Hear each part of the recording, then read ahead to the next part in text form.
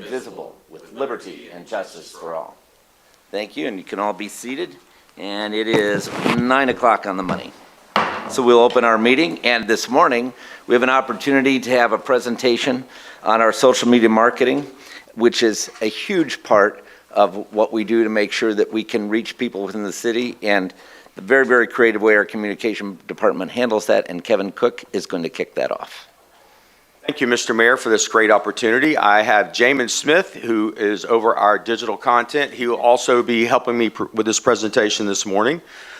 The City of Lakeland is very active on a number of social media platforms. I like to think we're early adopters, especially in the area of local government, and using social media to inform and engage our citizenry. Today, again, I'm joined by Jamin Smith, our city's digital content specialist, and we're going to give an overview of the city's social media, past, present, and future. Many of us have probably seen the movie Social Network and know the history of Facebook. It was started in 2004 by a group of Harvard students to really judge who's hot and who's not on campus, and it has blossomed into something completely different today. Facebook evolved over the next few years and was open to the public in 2006. 3 years later, the City of Lakeland made its post on what is now the largest social network in the world. And just a quick little backstory. I have a very good friend, his name is Josh Hallett, and Josh Hallett oversees social media for Publix. And he was really into social media very early, and he called me one day and says, this was prior to 2009, and he was with Volce Communications back then. They did PlayStation, Disney, and a few others. And he said, you need to get the city involved in Facebook. And that's really where the journey started. So here's just a quick little timeline, and I'm going to go through some of these milestones. Our first social media post on Facebook was Don't Drink and Drive, April 8th, 2009. We hit another milestone with our first 4,000 likes in 2012. 15,000 likes, March 3rd, 2014. On June 25th, 2014, we hit 20,000. And we've grown today to have over 70,000 fans on our Facebook. And James is going to go into a little bit more of that in detail. Instagram started in 2010, and this is a photo or image-centric social media network that originally distinguished by allowing content to be placed in a square 1-to-1 ratio, and at the time, that was the screen on your iPhone. So that's how it all really started. It was the width of an iPhone. Over time, it has become one of the fastest-growing platforms with over 1.6 billion daily users today. And I'm going to go over a few of our quick milestones. So our very first post was January 1st, 2014, and it was Beautification Awards. Imagine that. And we had 16,000 followers and 22. And today, I believe we're right about 17,000, but again, James is going to really hit on some of that. So Twitter started as just a way that it was mainly a text heavy, and you were limited to 140 characters or less. Today that has been increased to 280. Initially we used the platform to send emergency notifications, but soon we started posting additional information as part of our social media strategy. We don't use the platform as often as others, but now posts can have up to 280 characters, as I mentioned. The climate has changed on Twitter since Elon Musk took over. You now have to pay for certifications and things of that nature. We still utilize it more of a notification standpoint, but not nearly as heavy as we used to. The next large platform that we're on, a social media platform, is Nextdoor. Nextdoor was launched as a private social media network for neighborhoods. Our Nextdoor neighbors create private websites for their neighborhoods where they can ask questions, get to know each other, and exchange local advice and recommendations. Our relationship with Nextdoor allows us to send messages to all the neighborhood groups using the platform within our municipal jurisdiction. We primarily use this platform to distribute press releases. So this is just to give you a quick idea of Nextdoor milestones. We started in 2011. The platform started. We joined in 2017. In 2019, we reached 10,000 members. In 2020, 15,000. And then right now we have 23,000 members, and we can reach 157 established neighborhoods within the municipal jurisdiction. And we're really blessed that Nextdoor allows us to do that.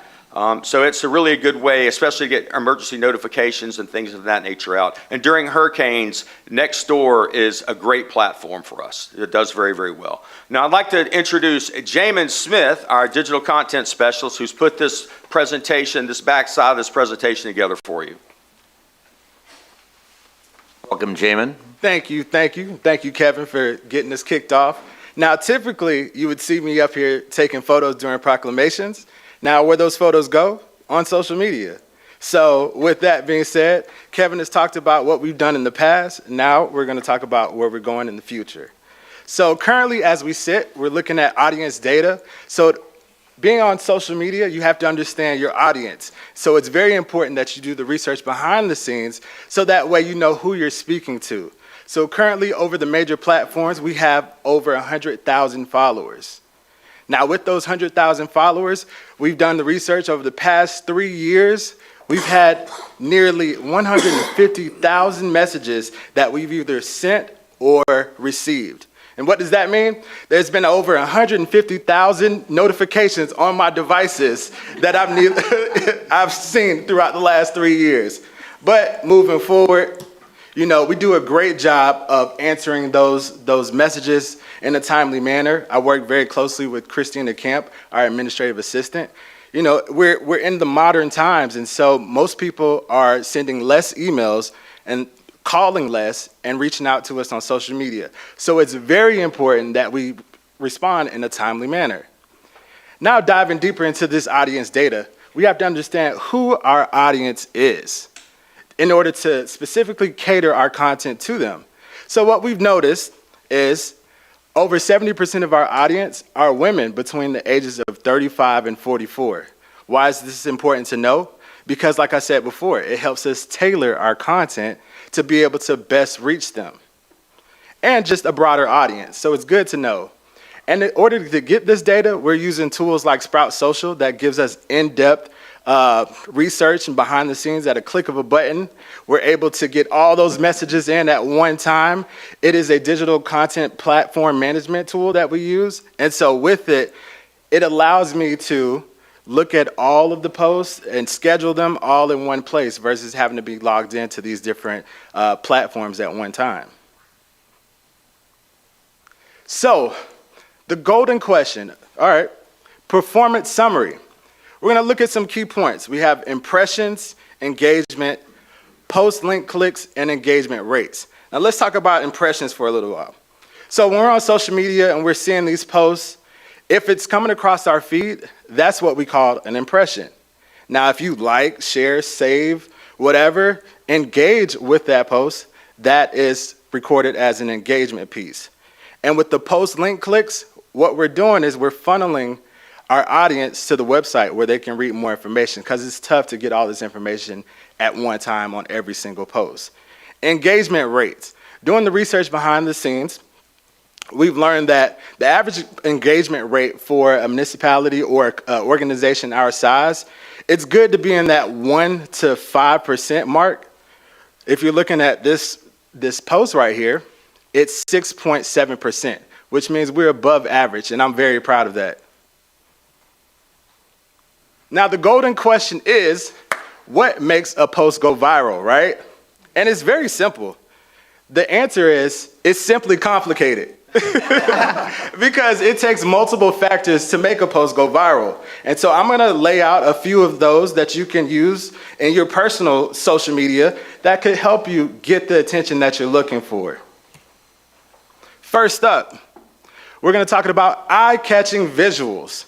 Now you need eye-catching visuals, whether you're using graphics, photos, videos, to really capture your audience attention. And an example post that we're using today is gonna be the public notice that lets citizens know about the stop signs that were being implemented downtown.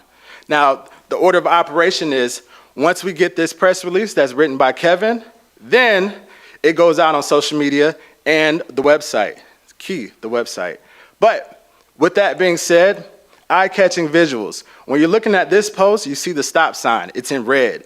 It's telling you to literally stop and read this post. So when we're using tactics like that with the dynamic photos, it helps capture our audience attention to have them reading more. Next up, we're going to talk about the data behind the scenes. So the reactions for this post was 634, and let's dive to the total engagement. Total engagement, we had over 11,000 total engagement for this post, which is really good because it shows that there's some interaction and people are engaging with the post. The next thing that we're going to talk about is the emotional appeal. Now, with the emotional appeal, we're going to use the example of the May the 4th be with you. This post was created and published May 4th as a pun for Star Wars, and the emotional appeal for this is that pop culture that you get to tie in. So for all my Star Wars lovers, this video was created by Andrew Gash, our talented video broadcast cable producer.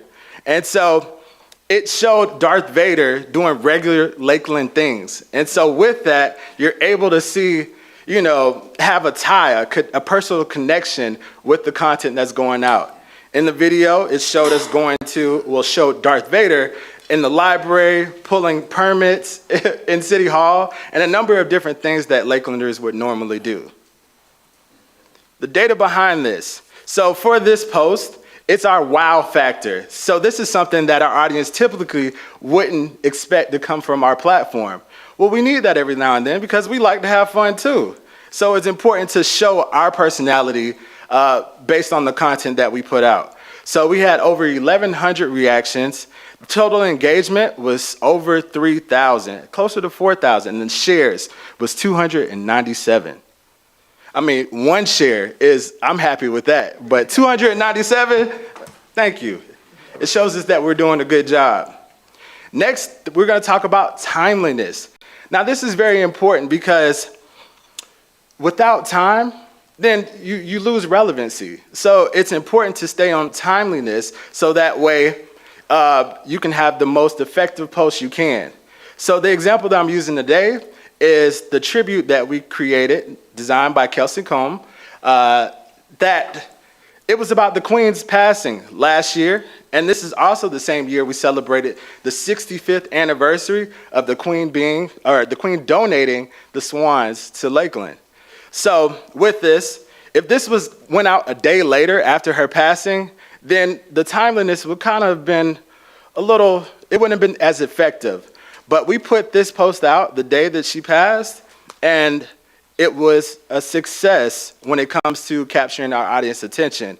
This story was picked up by the local media internationally as well. And so it was just a good look for us, the city, paying tribute to the Queen and her contributions to our city. The reactions for this was over 3,500 reactions. The comments, closer to 450, shares, 678, while the total engagement was close to 11,000. We're doing great. Shareability, that's the next thing we're going to talk about. Shareability is important because of the fact that it lets us know that the content that we're putting out holds value. If our audience are willing to share the content that we post, then we're giving them something that's worth posting. So in this example, we're going to talk about the Flashback Friday series that we've done in partnership with the library.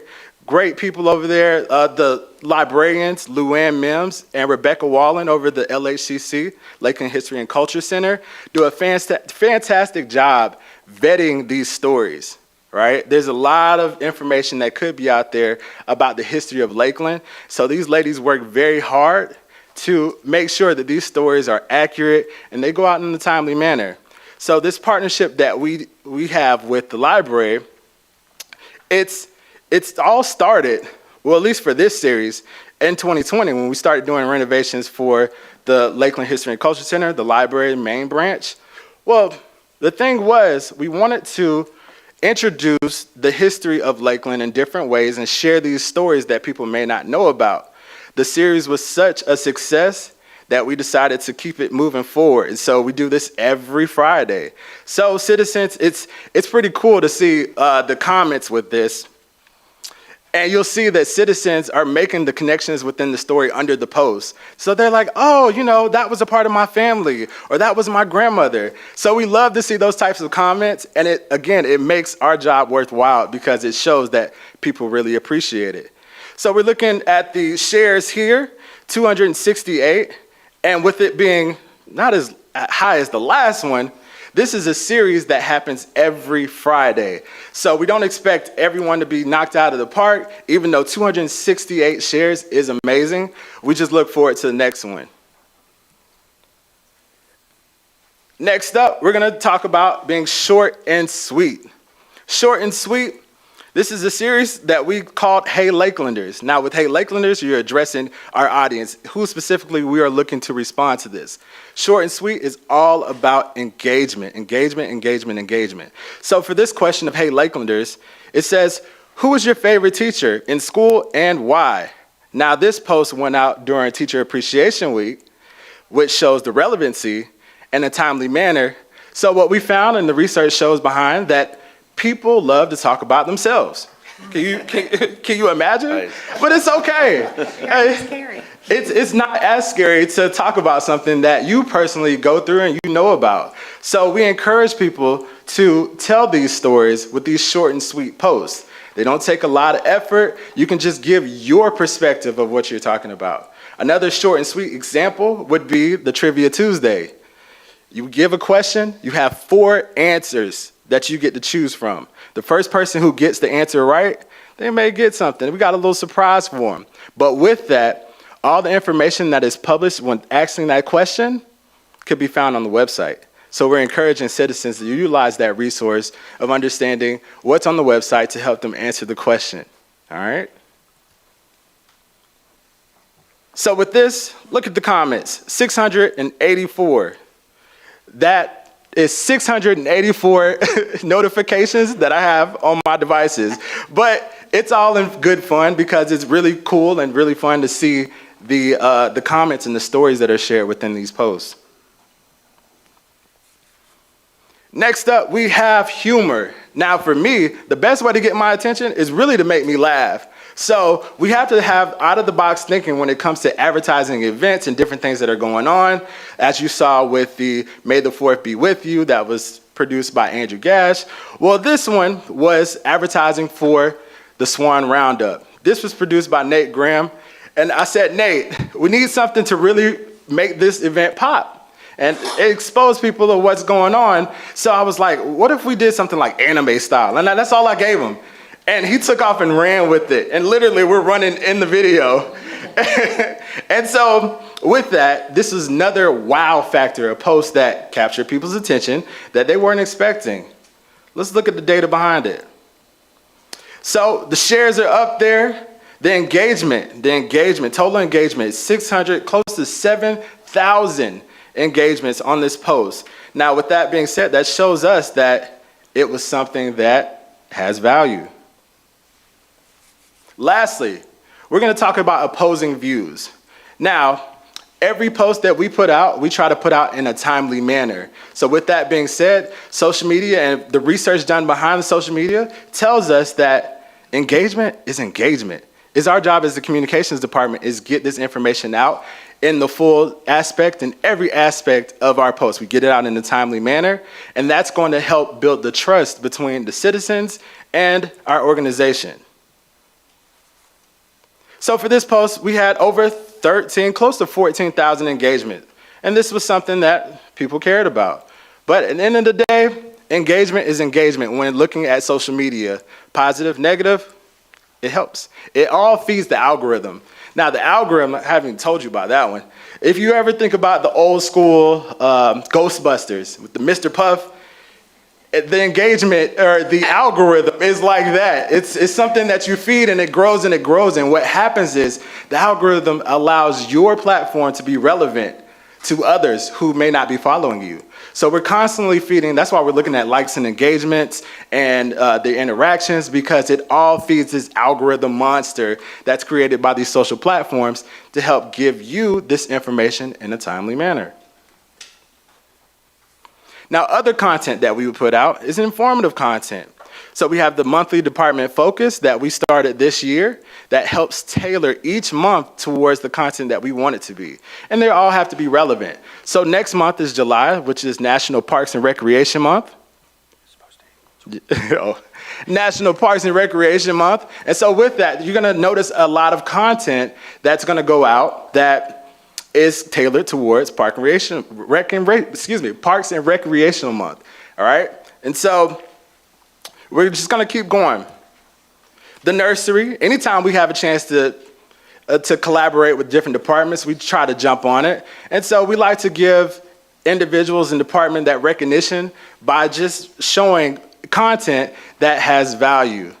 So with Parks and Recreation and the nursery, we're talking about different ways of growing your plants. We like to do different things with them. Emergency information. Emergency information is important because now we capture the audience attention. And this is where we see the influx of our new followers. Because when we're putting out information, specifically talking about hurricanes and natural disasters, what we see is there's always an influx because people want to be in the know of how to keep themselves and their families safe. So it's very important that we share the message of we're with you as an organization before, during, and after the storm.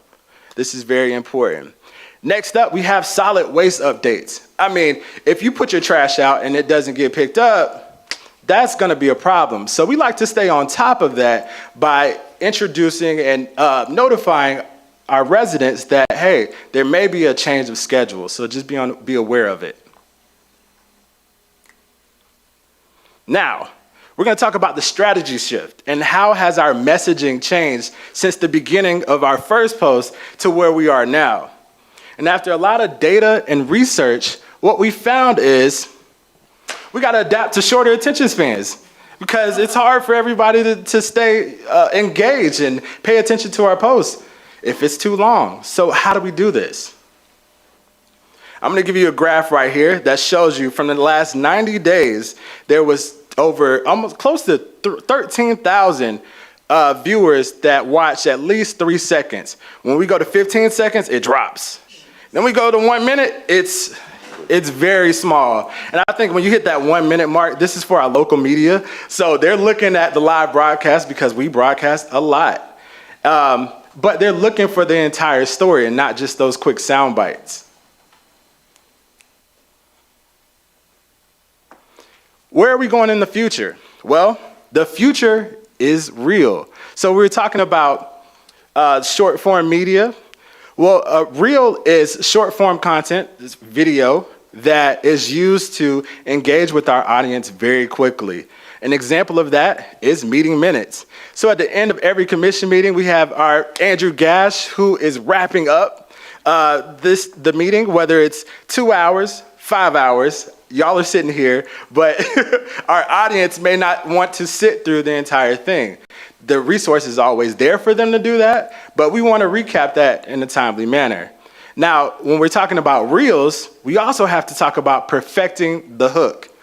The hook is, if you remember the post that I had showed you, the slide before, talking about audience attention, the hook is all about capturing people's attention in a quick manner. What's gonna make them stay on this post, engage, and follow it? So the hook can be done in a variety of different ways, whether it's something loud, using bright colors, or the wordplay that is used to capture our audience attention. Nextly, we're gonna adapt to AI technology. AI technology helps us automate posts. It helps us with the keywords that's going to capture our audience attention. And there's a lot of AI technology that's floating around right now, and we're just adapting with it. This is all to help tailor our content towards our audience to effectively communicate with them.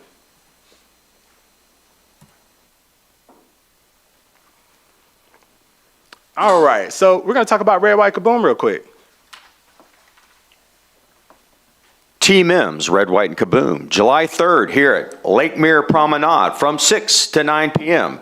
We have Andrew Love and the Franchise Players as our live performers. A number of food trucks taking place right here, downtown Lakeland, July 3rd from 6 to 9 p.m. with a dazzling fireworks show promptly at 9.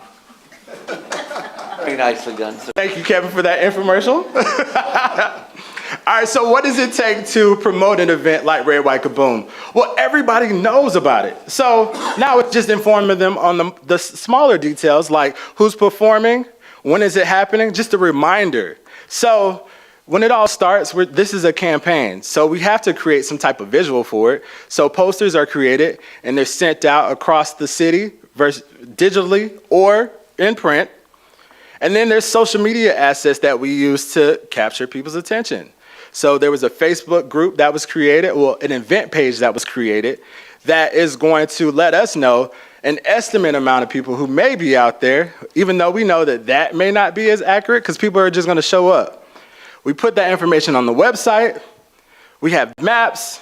And then we also, in this left corner, we see a video of Kevin introducing our Share Your Flair feature that we have within the event. So Share Your Flair is all about coming out in your patriotic attire, and it's a costume contest. So whoever comes out with the most patriotic attire, they may win something. So look forward to it, and shout out to the Mims for sponsoring the event for the last almost 20 years. Now, I've talked a lot about Lakeland Gov, but it would be ignorant of me not to mention the other platforms that help amplify the city's voice. So we have the Lakeland Public Library, Lakeland Electric, Lakeland PD, Lakeland Fire Department, Lakeland Linder International Airport, Lakeland Parks and Rec and Cultural Arts Department, RP Funding Center, and the Lakeland CED, Community Economic Development, outside of just us. Now, this is very important because we collaborate. We all collaborate to share this information that the city needs to go out to the general public. And where does that lead to? It all funnels down, wait, I can't say funnel, Kevin already told me about this. So what used to be known as the hub and spoke model is now known as the marketing funnel, right? So all this information, all the post link clicks that you saw before, it is all used to funnel our audience back down to more information, which is the resource of lakelandgov.net. All right? So, just recapping, social media. Social media used responsibly can help amplify voices, all right? Social media used responsibly can help identify different neighborhoods or help the citizens communicate with our organization. Social media used responsibly can uplift our community. Now, with that being said, I'm here to answer any questions.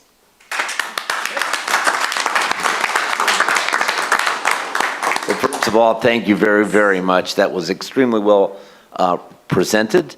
It also shows the very, very many layers of intricacies that take place and the professionalism that a very small team, frankly, creates for our city in terms of communication and aggregation of information. So thank you very much for that, including your dress, which also reflects professionalism and your commitment to what you do. You guys look great.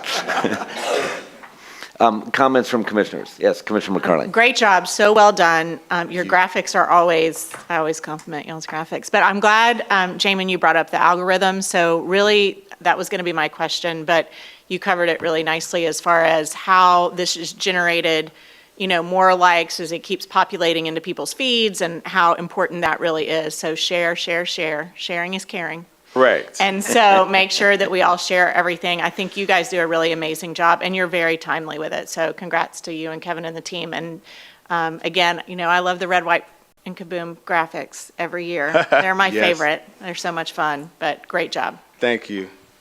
Yes, Commissioner McLeod. Thank you, Mayor, and I echo Commissioner McCarley's comments. Jamin, that was excellent, and the graphics on your presentation could be a template for others. The simplicity, I can tell you're a designer, but it's well done. And every time I had a question, then you would go on to answer it. So you've whittled down my list of questions. But on content, and you talked about, when we have storms and emergency updates, and there's a lot of influx of engagement and followers. What would you say in terms of content?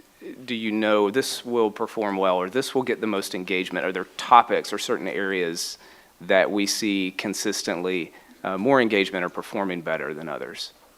Especially, that's a great question. So when it comes to emergency information, let's talk about the hurricane. So anything related to the hurricane is going to be a keyword that if somebody is affected, our audience is affected by that or going to be affected by it, the algorithm kind of leads them to it. So we just have to make sure that we use the right keywords in order to capture their attention.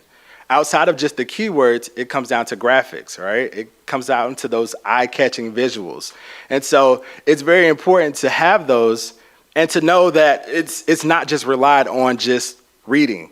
The visuals do a lot of the heavy lifting as well. So big shout out to Patrick Patterson, our creative service manager, who oversees that brand management, right? That brand standard. And so I actually went to a government social media conference last month with Beth Sherlin from the Parks and Recreation and Cultural Arts Department, and we got a lot of compliments based on our branding from cities outside or municipalities, even outside of the state. They were all over and they knew about Lakeland Gov. So that just made me proud to go back and relay that information to the team.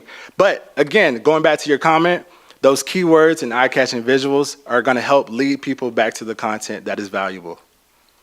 It's great, and thank you to the whole team, as you mentioned. You all do a ton of work with a small shop, and we greatly appreciate it. And that's from our communication representative extraordinaire. I was thinking, who's your backup? As you were mentioning these different, all the notifications you get on your phone and the responsibility that comes with that. And we don't have to go into all the details, but just... Big shout out to Christina Camp, our administrative assistant. She helps funnel through all of those messages, and she does it in a timely manner. So that way, yes, I see it, we all see it, but at the end of the day, they have to be responded to. 150,000 messages in 3 years is wild. And you got to think about what we've been through versus COVID, hurricanes. That's a lot of information that needs to be relayed in a timely manner. And I'll comment on that. She communicates those things to us as they populate, which is really important because we may or may not see them as a commission, having whether or not we've been on Facebook or whatever social media platform would be involved.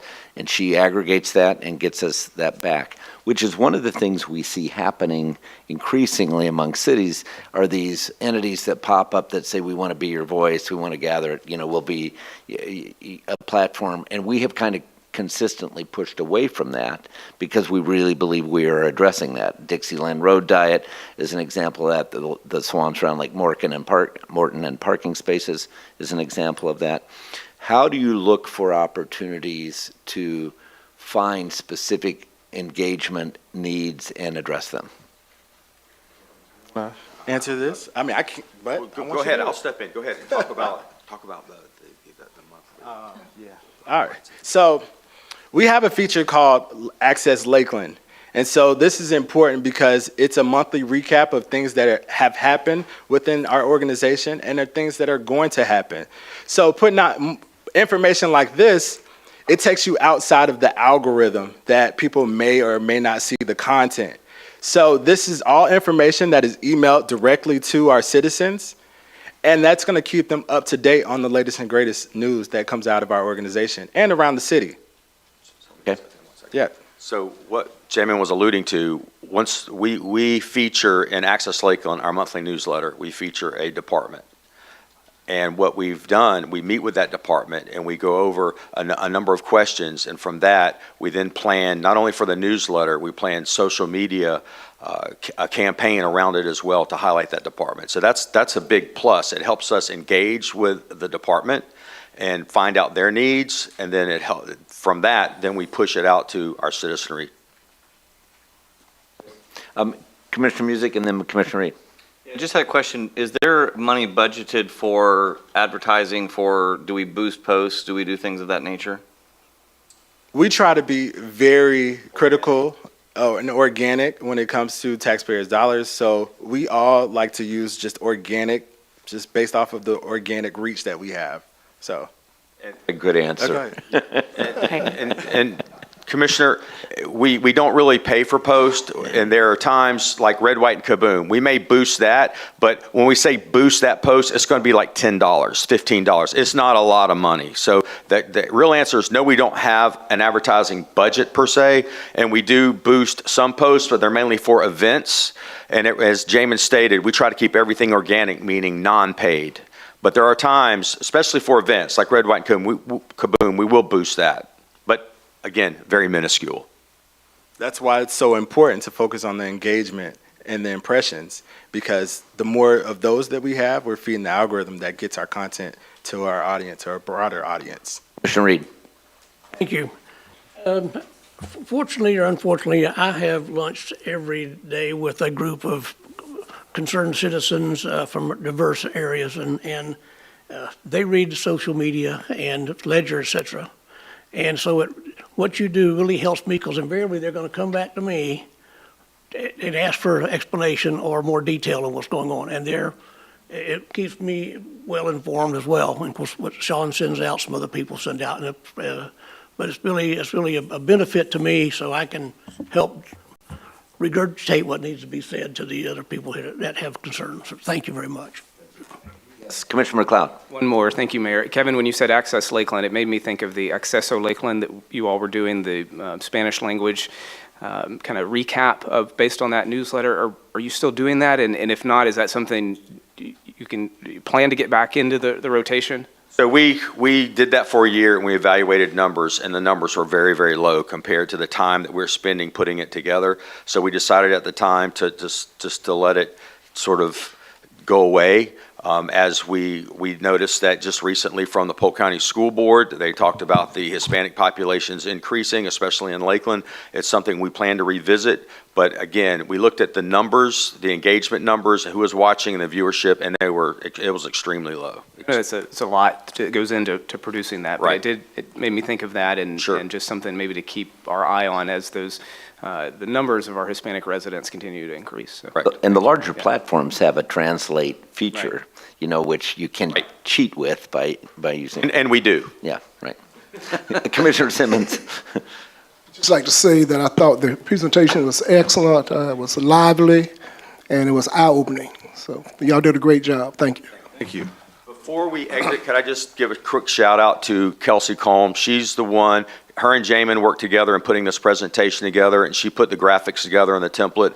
And I'd be remiss if I just didn't mention her, because she put a lot of work into this. So good. Yeah, thank you guys so much for the opportunity. Great job. Very good. Again, one more round of applause. We have no proclamations today, and so we are moving right on to our committee reports and related items, and we'll begin with our Legislative Committee Chairman, Commissioner McCarley, who will give us the first report. Thank you, Mayor Mutz. The Legislative Committee met on June 5th, 2023, in Lakeland Electorate's conference rooms 1A and 1B. Commissioner Sarah McCarley, Chair, and Commissioners Chad McLeod and Samuel Simmons were present, along with Commissioners Bill Reed, Stephanie Madden, and Mike Music. City Manager Sean Sherrouse, City Attorney Palmer Davis, Finance Director Mike Brossart, City Clerk Kelly Coos, and lobbyist David Shep were also present. Commissioner McCarley called the meeting to order 11:29 a.m.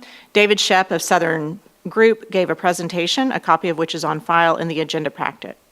Mr. Shep reviewed key legislation relating to municipalities. Commissioner Chad McLeod left the meeting at 11:43 a.m. The 2024 session will be early. Committees begin meeting September 18th, 2023.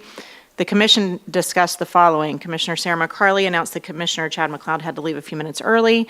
Committee weeks are imperative. It is important to talk with our local delegates while they are at home. We need to be targeted, explicit, and strategic in meeting with them during their off times. They are considered part-time, so catching them before they go to Tallahassee is important, because by the time session hits, items are moving quickly. She offered kudos to David Shep and Emily Cologne for whittling down the list of asks. Commissioner Mike Music, the fewer bills they pass, the better. HB 1647 dealt with electric dividend. Why would this come back? David Shep responded that there are 160 legislatures, all within with different backgrounds. Some have philosophical differences of opinions relating to municipal utilities. Lakeland has great advocates, but we will have to contend with the difference of opinion. The sponsor on the House side plans to pursue the matter again. Commissioner Sarah McCarley commented Lakeland was unique because we have representation for outside city limits customers on the utility committee. Commissioner Samuel Simmons asked Jack English raise that issue that he is representing customers who live outside the city limits at the Utility Commission. 60% of customers live outside the city limits. Commissioner Stephanie Madden, the person who's the proponent of the bill is customer of FP&L and not a municipal utility. The city decided to use the revenue of the utility in that area, or the city of Lakeland used the revenue of the utility in this format over 100 years ago. This is not a tax, but an enterprise fund. The city who asked to risk the money in advance to build the asset. It is incumbent upon all of us to understand how Lakeland Electric contributes to our quality of life. Most of those residents outside the city limits feel like Lakelanders and come downtown and utilize all Lakeland's amenities. Commissioner Mike Music asked about the repercussion of the Immigration E-Verify law.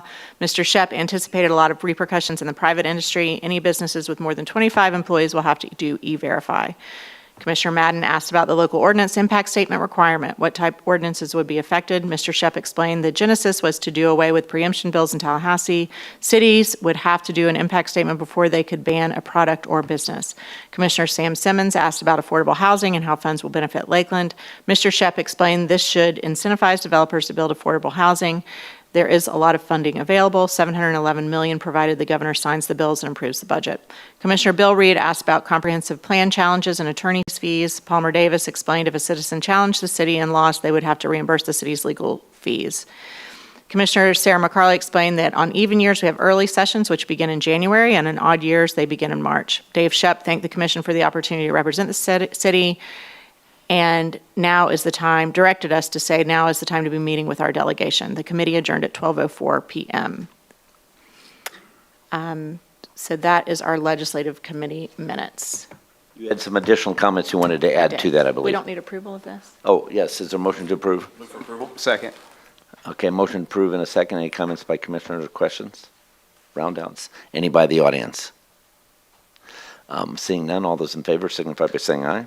Aye. Opposed, same. Unanimously passes. And yes, just to add that we discussed on Friday at Agenda Study that the governor signed the budget last week and did line item vetoes.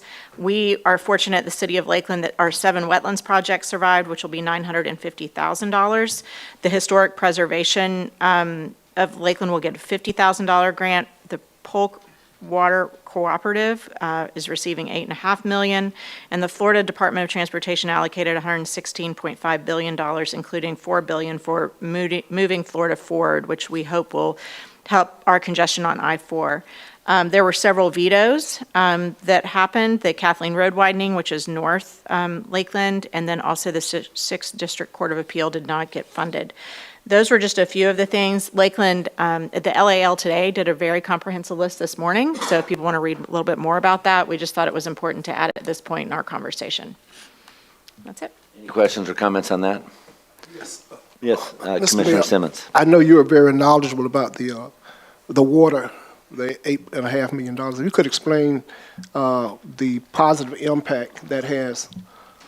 So for PRWC, which is the Polk Regional Water Cooperative, this is a project, this is funding that helps to protect the headwaters of the project, of our project. And so very, very important to the funding, all the funding that helps to offset costs from our own charges that we'll have to implement, both from Swift Mud, which is a 50% funder of everything we do within the project, as well as what other state allocations can be made from time to time, will lower the cost to citizens over time in terms of what we have to do.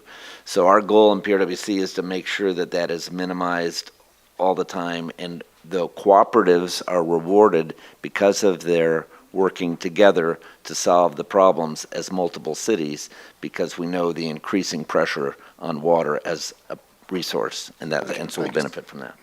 Any comments? All right. Then we have a municipal boards and committee report, and we did not have our chairman, Stephanie Madden, present for that because she's serving us in other ways, and so that that began, and I'll read that report. The Municipal Boards Committee met in Lakeland Electric Administration Building, Conference Rooms 1A, 1B. Commissioner Sarah McCarley, member, and Mayor Bill Mutz, member, were present. Commissioner Stephanie Madden was absent. Commissioners Bill Reed and Chad McLeod were present, along with staff and media. Mayor Bill Mutz called the meeting to order at 8:25. The purpose of the meeting was to receive and act upon the following recommendations. Number one, the Civil Service Board recommendation from HR and Civil Service Director Mark Farrington to appoint Nicole Bradham as a regular member to fulfill the unexpired term of Beatrice McKay, beginning June 19th, 2023, and ending February 20th, 2025. Mrs. Bradham will be eligible to serve an additional full 3-year term. Number two, Planning and Zoning Board. Recommendations from Chief Planner Matt Lyons to A, appoint Veronica Roundtree as a special member to a 3-year term beginning August 7th, 2023, and end August 6th, 2026. And B, reappoint Jerry Tom as a regular member to a second 3-year term beginning August 17th, 2023, and ending August 16th, 2026. And number three, Zoning Board of Adjustments and Appeals. A recommendation from Chief Planner Matt Lyons to appoint Judith Hatfield as a regular member to a 3-year term beginning July 1st, 2023, and ending June 30th, 2026. And appoint Emily Barini as an alternate member to a 3-year term beginning July 1st, 2023, and ending June 30th, 2026. Commissioner Sarah McCarley moved to approve the appointments. Mayor Bill Mutz seconded, and the motion carried unanimously. For information only, the city is accepting applications for the following upcoming vacancies. Interested residents may apply at our website, which you will see ends with municipal boards and committees. For Affordable Housing Committee, we're looking for 2 members. One who is an employer within the jurisdiction, and one who is engaged in the residential home industry. So we'd love to have those added to our Affordable Housing Committee. For the Civil Service Board, we're looking for 1 member. They must be over the age of 21, a registered voter, and live inside the Lakeland Electric Service Territory. And then the third appointment that we're looking for is on the Community Redevelopment Area Advisory Board, and we're looking for 3 members here. 1 who owns property or a business or works in the Dixieland CRA District, 1 in the Midtown CRA District, and 1 in the Downtown CRA District. The committee adjourned at 8:28 a.m. Is there a motion to approve? Motion to approve in a second. Discussion from commissioners? Any discussion or questions from members of the audience? This is a voice approval vote. All those in favor signify by saying aye. Aye. Opposed, same. Unanimously passes. That will move us to the approval of the consent agenda, which are the 2 utility and city commission meeting minutes, as well as item 8C1. 8C1. For approval of consent? Second. Any discussion or questions by commissioners? Any discussion or questions by any members of the audience? Seeing none, all those in favor signify by saying aye. Aye. Opposed, same. Unanimously passes. We have no request to appear from the general public or equalization hearing, but that takes it to 3A1 under public hearings, and City Attorney Davis will take that. Mr. Mayor, we have a couple of ordinances for consideration of adoption this morning. The first is proposed ordinance number 23-025, an ordinance relating to zoning, making findings, approving a conditional use to allow for the replacement of mobile homes within an existing nonconforming mobile home park on property located at 405 Union Drive, finding conformity of the comprehensive plan, providing for severability, providing an effective date. And on Friday, you heard discussion that there was a potential utility conflict with some of the right-of-way that was to be vacated in conjunction with this ordinance. Water Utilities has been working on that and has determined that there is not a utility conflict, so this is ready for adoption this morning if that's your decision. Is there a motion to approve? For approval? And a second? Second. All right, and discussion by commissioners. Commissioner Reed. Yes, somebody come forward and give a little bit of explanation on, particularly on the age of the units to be replaced. Okay. So, Mr. Barnby, if we could have an update on both the past resolution restricting age and the units to be replaced. While he's coming up, this one housekeeping thing. There is a reference to the site plan as Exhibit B or Attachment B. That should be Attachment C. Okay, thank you. Mr. Barnaby.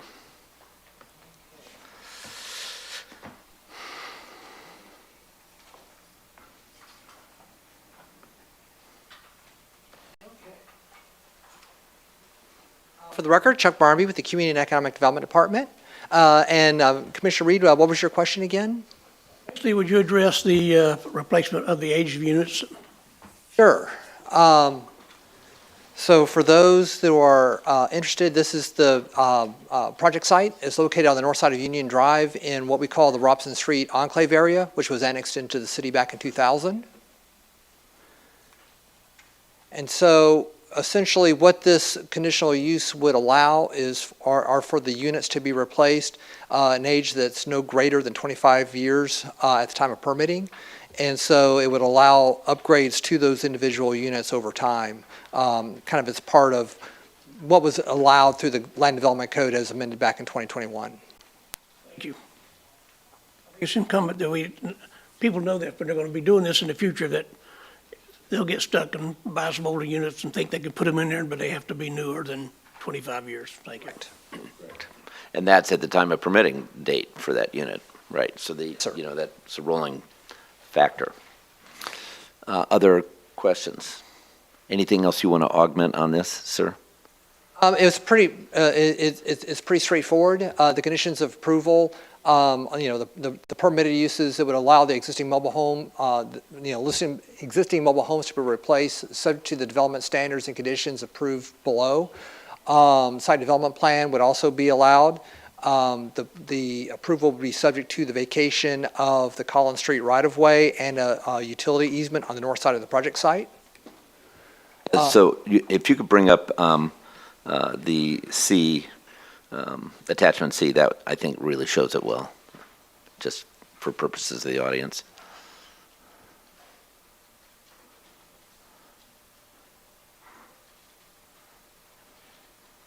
I think it's, there you go. It allows the units to be replaced as they're in their current locations.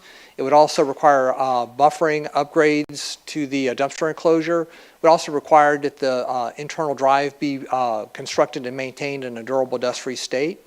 And so really essentially what we're doing in addition to addressing the non-conforming existing use of the mobile home park and the upgrade of the units themselves over time, we're also making sure that the site, the mobile home park, will be brought into compliance with the Land Development Code as much as possible. Any other questions by commissioners? Any questions by any members of the audience on this? This is a roll call vote. Commissioner Simmons? Aye. Aye. Aye. Aye. Okay, unanimously passes. Thank you very much. Next is proposed ordinance number 23-026, an ordinance relating to zoning, making findings, amending ordinance 4358 to modify an existing conditional use to allow a preschool with a maximum enrollment of 67 students as an accessory use to an existing church on property located at 411 West Robson Street, finding conformity to the comprehensive plan, providing for severability, providing an effective date. Move to approve. And a second. Motion to approve in a second, and discussion by commissioners or questions. Any by members of the audience? Seeing none, this is a roll call vote. Commissioner McLeod? Aye. Yes. Aye. Aye. Aye. Aye. Unanimously passes. We have several resolutions for consideration of adoption this morning as well. The first is proposed resolution number 23-030, and a resolution of the City Commission of the City of Lakeland, Florida, designating property located at 2030 through 2035 Griffin Road as a brownfield area, authorizing the city attorney to notify the Florida Department of Environmental Protection of said designation, providing for severability, providing an effective date. For approval? Second? Motion to approve in a second by Commissioner McCarley. Discussion by commissioners. Discussion or questions by any members of the audience. You are an easy crowd today. All right, this is a roll call vote. Commissioner Simmons? Aye. Aye. Aye. Aye. Yes. Aye. Unanimously passes as well. Next is proposed resolution number 23-032, a resolution authorizing execution of a grant agreement with the Florida Department of Transportation to add initial state and local funding for the airport aircraft rescue and firefighting vehicle at Lakeland Leonard International Airport, adopting findings, providing an effective date. Move for approval? Second? Motion approved in a second, and discussion by commissioners. This is a 4-year order process, we heard, so it's not anything that happens quickly in this world of supply limitations. Any questions by the audience or comments? Seeing none, this is also a roll call vote, so this would be Commissioner McLeod. Aye. Yes. Aye. Aye. Aye. Aye. Unanimously passes. Last is proposed resolution number 23-033, a resolution relating to zoning, approving the transfer of a conditional use for a restaurant located at 733 East Palmetto Street to Peach House Lakeland LLC, adopting findings, providing for severability, providing an effective date. For approval? Second. Motion approved in a second. Discussion by commissioners.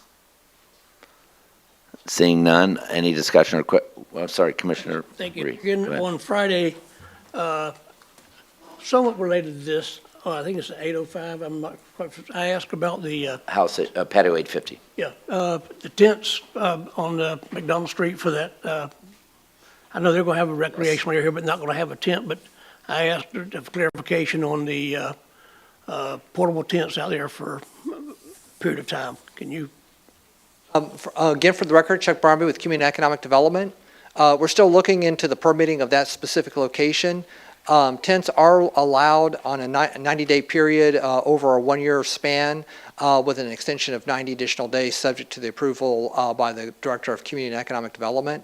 And so a tent can be on site for an extended period of time, subject to permitting. And so we're going through that right now to see the history on that particular location. All right, but related back to this particular question, are there any other comments? And are there any by the members of the audience? Seeing none, Commissioner McLeod? Aye. Yes. Aye. Aye. Aye. Aye. Unanimously passes. We also have a report that requires 2 public hearings related to the use of the 49th year of Community Development Block Grant Funds and 29th year of Home Investment Partnership Program Funds. This is something we have to do every year, and by federal and state law, it requires 2 public hearings, so there will be no action necessary this morning. We'll have another public hearing on July 17th. Mike Smith with the Housing Department has a brief presentation for you. Mike, we thank you for that preparation.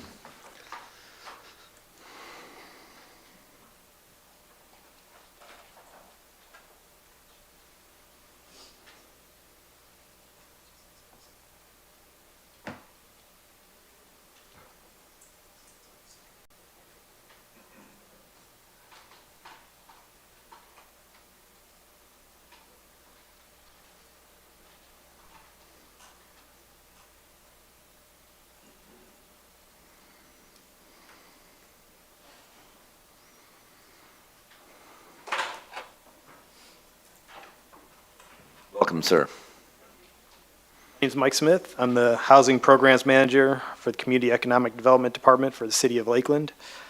And this is our first public hearing for the projected use of funds of our CDBG and home funding, our 1-year action plan. The City of Lakeland is an entitlement community, which means we're allocated funds from the U.S. Department of Housing and Urban Development based on population and number of low-income persons. Each entitlement is required to submit a 5-year consolidated plan. The city's plan was completed in 2021 through the years 21 through 2026. And then each year, we also provide a 1-year action plan for the projected use of those funds.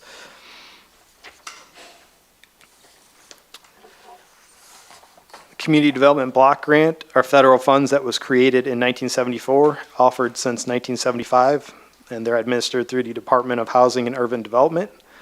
The home program was created in 1990, and funding was first available in 1992. For our CDBG funds, some of the basic eligible activities include housing rehabilitation, code enforcement, rental assistance, public facilities and improvements, and public infrastructure. We have a 20% cap for administrative costs, and we have a 15% cap for public services. Some of the ineligible activities include acquisition, construction, reconstruction of buildings for general conduct of government, political activities, certain income payments, construction of new housing by units of general local government. And with our home funding, The basic eligible activities include housing rehabilitation, owner-occupied, down payment assistance, rental construction, and also Community Housing Development Organization, which we refer to as CHODO. We have a 10% admin cap for those funds, and we must use at least 15% for Community Housing Development Organization. And that's an entity that, that will build housing for us, that we usually do 1 or 2 houses through them with our funding for that. Some of the ineligible activities for home include tenant-based rental assistance, non-federal matching contributions, acquisition of property owned by a participating jurisdiction, and then monitoring services, origination fees, and home-assisted projects. This is a chart showing our the income chart that we use to qualify households for this. It's based on the area median income for a family of 4. That number is published each year by HUD. The current year average for the median family of 4 is $74,300, and this gets updated typically in April. This year it was May, so this is our new income chart that we'll be using going forward now for this year. This slide shows our calendar of meetings. We already held a public meeting at the Coleman Bush Building on Monday, May 8th. Thursday, the 25th, we had our Affordable Housing Advisory Committee. This is our first public hearing through the City Commission. We will open this up for public comments, and we also have the action plan posted on the website through the 10th of July, and we'll take comments from the public until then as well. We'll then come back to the City Commission for a second public hearing, July 17th, and ask for the approval of the action plan at that time. Once we have the approval, we will submit it to HUD in Jacksonville by August 15th for final approval.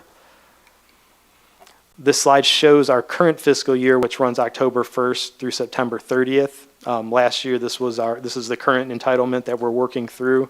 We had about $1.7 million total of funding. We're projecting to carry over $400,000 into this year's budget. And I just have a couple of slides showing kind of the progress we had over the last, during this fiscal year. We still have a couple months left as well, so these numbers will go up.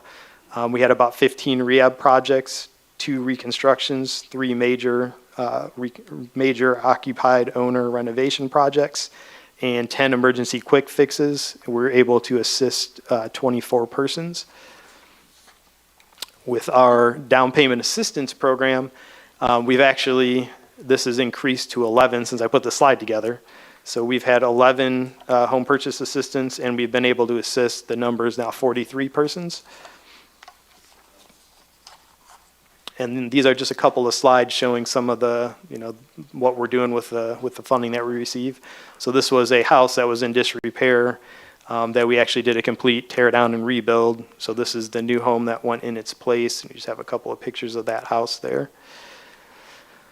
And we also do some of the funding for rental construction, and I just have a couple of slides of examples of some projects that are ongoing right now. This one's actually has residents living in it, and then this project is under construction as well right now, and those are off Griffin Road. And then our projected use of funds for 23-24. This is our new funding that we'll be using starting in the next fiscal cycle. We have projected, again, about $1.7 million, which includes $865,000 for CDBG and $434,000 for home. And then we estimated that $400,000 carryover as well. This next slide shows some of the funds that were requested for use through those funding sources. We can see that CDBG and home includes $216,000 for administrative, $75,000 for code enforcement, and about $1.3 million for affordable housing programs, including our major rehab, new rental construction, and home purchase assistance. We do also receive some funding from the CRA that assists some of our home assistance and rehab programs as well. And we received $688,000 of requests from nonprofits for our public service grants, and that exceeds our available funds by about $600,000. We had about $77,900 available for those applicants. The next slide is going to show the applicants that we recommended funding through CDBG for those funds, which we will ask for approval at that next commission meeting for the final approval of those public service agreements. Parks and Recreation was also awarded recommended for $51,000, and that covers after-school tutoring, art, dance, life and skills classes, and summer recreation programs as well. So our total public service funding request was $129,000. This next slide just kind of shows the funding over the last, I believe it goes back to 2010. And you can see that the CDBG funding has kind of started to go down a little bit. The home funding starting to go up a little bit. One thing on there that is not related to our CDBG and home is our SHIP funding. You can see has gone up significantly, and that's the state funding. So we were recommended, or we were estimating to get $1.3 million for SHIP funding this year. We received 1.1 last year, but you can see the previous couple years we had, less than 300,000 on average. One year we had none. So we're excited to see that the SHIP funding is going up. It allows us to do some things because some of the federal funding is more restricted and going down. One of the additional sources of funding we had outside of our CDBG and home that we typically get was home ARP. This was a funding resource that was due to the COVID-19 pandemic. So we had $1.4 million. We awarded that to two developers recently, Gospel Village and Griffin Lofts, $685,000 to each of those. We also have projected funds for multifamily through ARPA, local government contribution, and those typically go towards low income housing tax credit developments. And then another pool of funding that will go towards small to medium affordable multifamily developments. With our COVID-19 relief, we also received funding, and we distribute that through our rent assistance program and also had some mortgage assistance. We have about $200,000 remaining in that funds, which needs to be expended by the end of 2026. So we do anticipate spending that money within that time frame.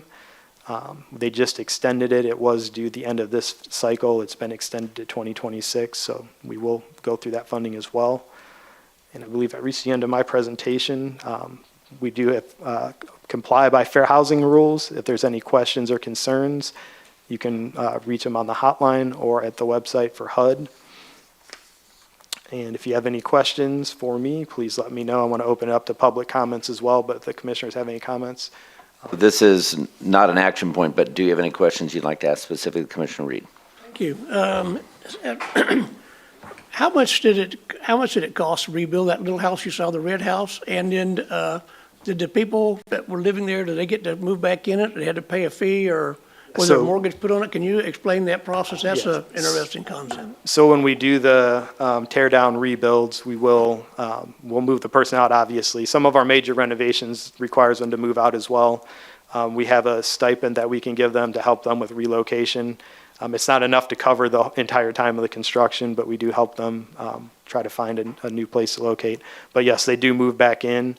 I believe our construction cost for reconstruction right now is somewhere between, I'm not sure when the house was completed, but between 165 to 190.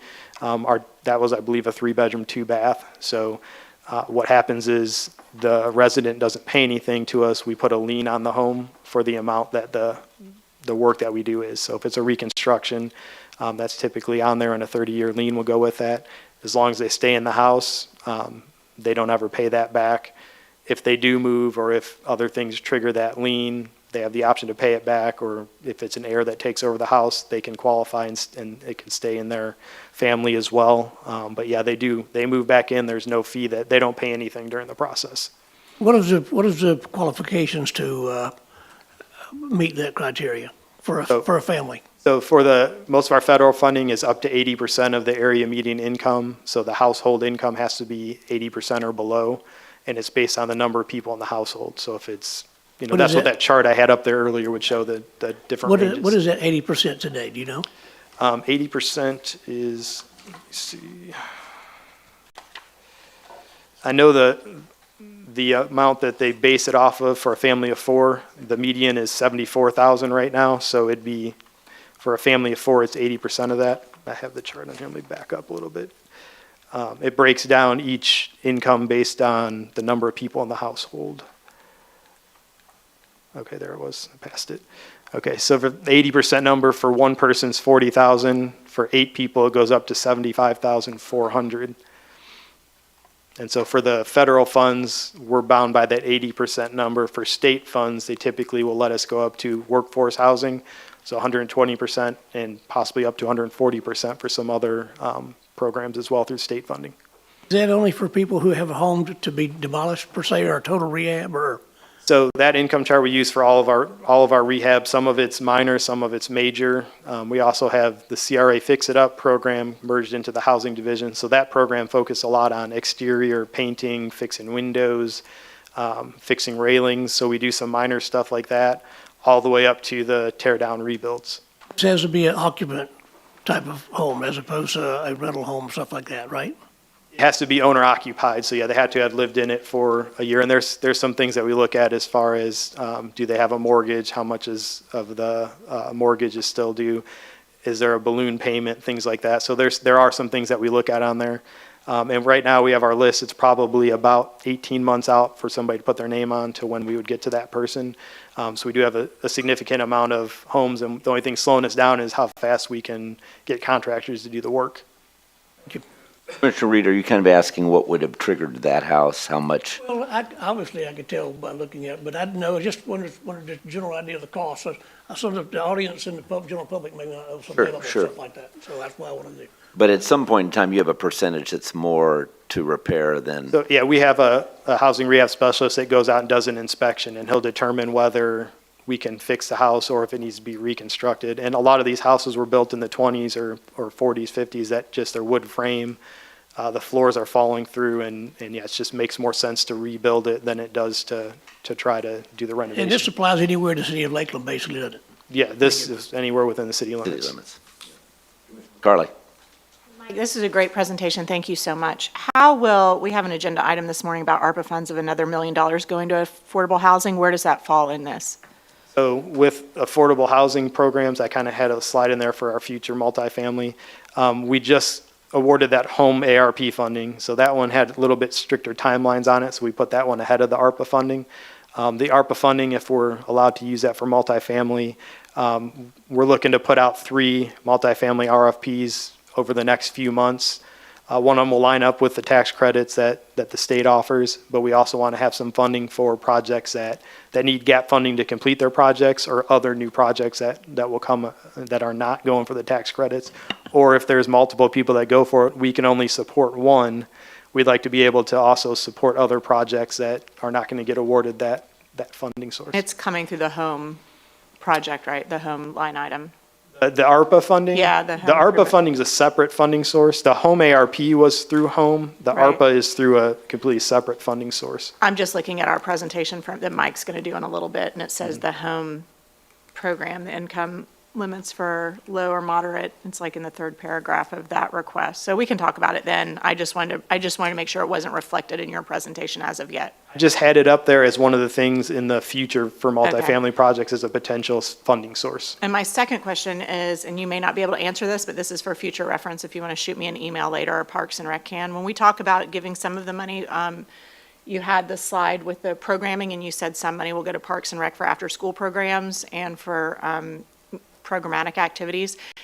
And again, this might not be for you, but it might be for Parks and Rec. Is there a measurement of what our return of success is on those after-school programs? Like, what are the metrics that are used to reflect back? Because I'm sure from the federal government and even the state government, you have to reflect that. We do monitor Yeah. that. So when we do the funding, and once we've put out all the funding, we have to reflect how many households came through the program and their income levels, and some demographic information that we report back to with our CDBG funding and our home funding. So we do submit that with our reports each year. Is there a metric of success of what the students benefit from? If you have tutoring programs, of what those marks look like? So, too? and we do monitor as well physically. So we will go over to the any public service grantee that is awarded money. We physically will go, and with COVID, sometimes we weren't doing in person, but we will have them give a summary of their success story, and we write a report on it as well to show what what was accomplished, what they did with the funding, and we walk there and physically see that they're doing what they said they were going to do when they applied for the funding. Thank you, that answers it, thanks. To that end, we have some limitations with Parks and Recs, even in the summer programs, based on availability of spaces. And one of the things that they want, there's not enough places for people to have camps, for example. And one of the things that they want to be able to address this next year, maybe we can talk about this fall, are some organizations that would extend their spaces to make it more prevalent for kids that didn't get to go to a camp somewhere along the way. Other questions? Yes, Commissioner McLeod. Thank you, Mayor. Thank you, Mike, for the presentation. You shared with the Affordable Housing Advisory Committee an update on the infill land bank program. Can you just share with us briefly on that and how that can fit into these funds? So with the infill land bank program, the first round of it, we've completed awarded lots that we had to give to that. We've had about, I think, 15 houses sold through that program now. There's another 10 under construction. There's still a few that are closing right now. And we did put the second round out. We had 57 lots available. We received 47 applications. Last week, we had our review committee meet to recommend who to put the awards out to. So we did get that recommendation, and we're in the process of going through and contacting the builders. We're going to have 57 lots available. How many each developer gets, we're still working through right now, but we're excited to see that second round coming, because I know there were some people that wanted to get lots in the first round that did not, and they may have an opportunity in the second round to get it. But yes, in the next couple of weeks, the builders should get noticed of the lots, and we'll have to go through and narrow down by the ones they selected, which may take a little while, what's available when we get to them. But we did tier them in 2 tiers of lots to be awarded to the first tier, and if there's leftover lots, there was a second tier of builders that we felt were worthy of getting lots, but they weren't ranked as high as the first tier. So we're gonna go through that first tier, and then if there's lots remaining, we're gonna go down to that second tier as well. Commissioner Simmons. Mike, thanks for the presentation. What's the prospect for future rounds for those infill land bank? So I know we may do it a little bit differently, because going through this process of reviewing the 47 applications was cumbersome, and there's only 57 lots. So we do have some additional land that the city has received that we've kind of put on the side as a potential next round. And I think we already maybe have 30 lots already in that pool that could be used for it. But we may do it differently. I'm not sure. It depends on kind of how this goes through with this 57 lots. It'll probably be between, I think there were 12 builders in the first tier. So 12 builders at minimum, and maybe up to 15 or 20 will get lots. So with only 30 lots right now, I mean, we'll probably have something, but I don't know how it'll be set up. It may be set up a little bit different. But the idea was to get rid of all the lots the city had, and then evaluate some other things that we could do to help spur the development. But first step for us was the for sale homes, going through the houses, because we know there's a huge demand for single family houses, and the real estate market's kind of crazy. So anything we can do to get them out there a little bit lower priced is a benefit to the community. Thank you. You see what Mike has to work through for alignments federally, statewide, coordinating funds with the city, coordinating with properties that we own. You recognize why affordable housing problems are so exacerbated in the United States today, and why it is so important for us to have these kinds of alignments, this kind of attention created, because if we don't provide for affordable housing, we don't provide for people who really will not have housing any other way likely. And what's nice about affordable housing, frankly, because they're rental units, is that they aren't going to be Airbnbs. They aren't, workforce housing that somebody buys to be able to utilize as a property to be an Airbnb and take more product out of the marketplace. It protects it for the families who can not have a place otherwise to have it. And so our leadership in this as a commission, and the emphasis of it over the last 6 years to encourage it continues, because we know the way you provide enough pricing support is to have enough housing support, and houses are supply and demand. And so we have to have enough units in our city available for people to be able to live in if we're going to reach a point in time where we can mitigate some of those costs on the lower housing units. And so, Mike, we really appreciate your leadership in that. Questions or comments from the public at all? All right, thank you very much. That's your first of the two readings. We do not have a community redevelopment agency report, so that brings us to city manager. We have 3 items and some verbals to add. Thank you, Mr. Mayor. First item for presentation is regarding a change order with Cobb Site Development for the County Line Road at US 92 intersection project. We are nearing the completion of that project, and as part of that, there is now a change order that is necessary. We believe that this will likely be the final change order for this particular project. It is with Cobb Site Development, as mentioned, in the amount of $80,848. This has been reviewed and reconciled by the city's consultant and the Florida Department of Transportation. The change order is necessary for several reasons. First of all, there was a gas line that was found to be on the site for this project, and so that had to change the scope of the project and the process, and so there are some costs associated with the contractor remobilizing to the site to complete the project.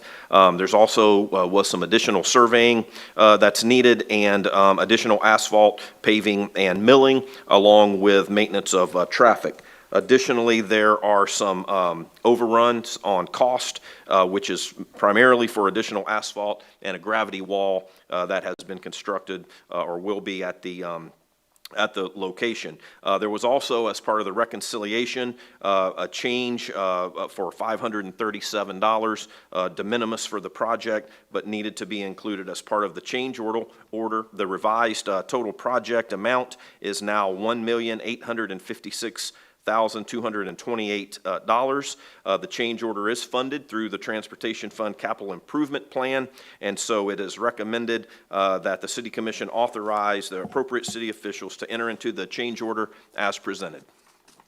Move to approve. Motion to approve, and a second from Commissioner McLeod. All right, discussion by commissioners. Questions? We went over a little of this on Friday. And this is one we've been talking about for quite some time, Yes. so we're very pleased to see this project finally coming, nearing completion. Yes, sir. And any questions or comments from any members of the audience? Seeing none, this is a voice vote. All those in favor signify by saying aye. Aye. Opposed, same. Unanimously passes. You've got it done, Mr. James. You're good to go. The next item is regarding a recommendation for approval to negotiate professional engineering and consulting services with selected firms for the solid waste transfer station design and permitting project. This is consistent with the Competitive Negotiation Act that you oftentimes hear staff refer to as CC&A. The city did go through a request for qualification process for the engineering and consulting services for that project. We did receive a submittal from 3 different firms that responded. We had a selection committee that evaluated the firms based on specific criteria. The selection committee has ranked those firms, and the firms are ranked in this order. First is Geosyntec out of Tampa, Florida. Second is HDR Engineering out of Tampa, Florida. And third is Jones Edmonds and Associates out of Gainesville, Florida. And so what is requested here is approval for us to begin negotiating with the selected firms, starting with the first ranked, and should negotiations fail with the first ranked, we will move on to the second. Should that fail, we will move on to the third. Should that fail, we will be back before you with another list of candidates. And so that is the request this morning. Move to approve. Motion to approve in a second. Second. Discussion by commissioners. This is to help us design that transfer station. Any discussion or questions by any members of the audience? Seeing none, all those in favor signify by saying aye. Aye. Opposed, same. Unanimously passes.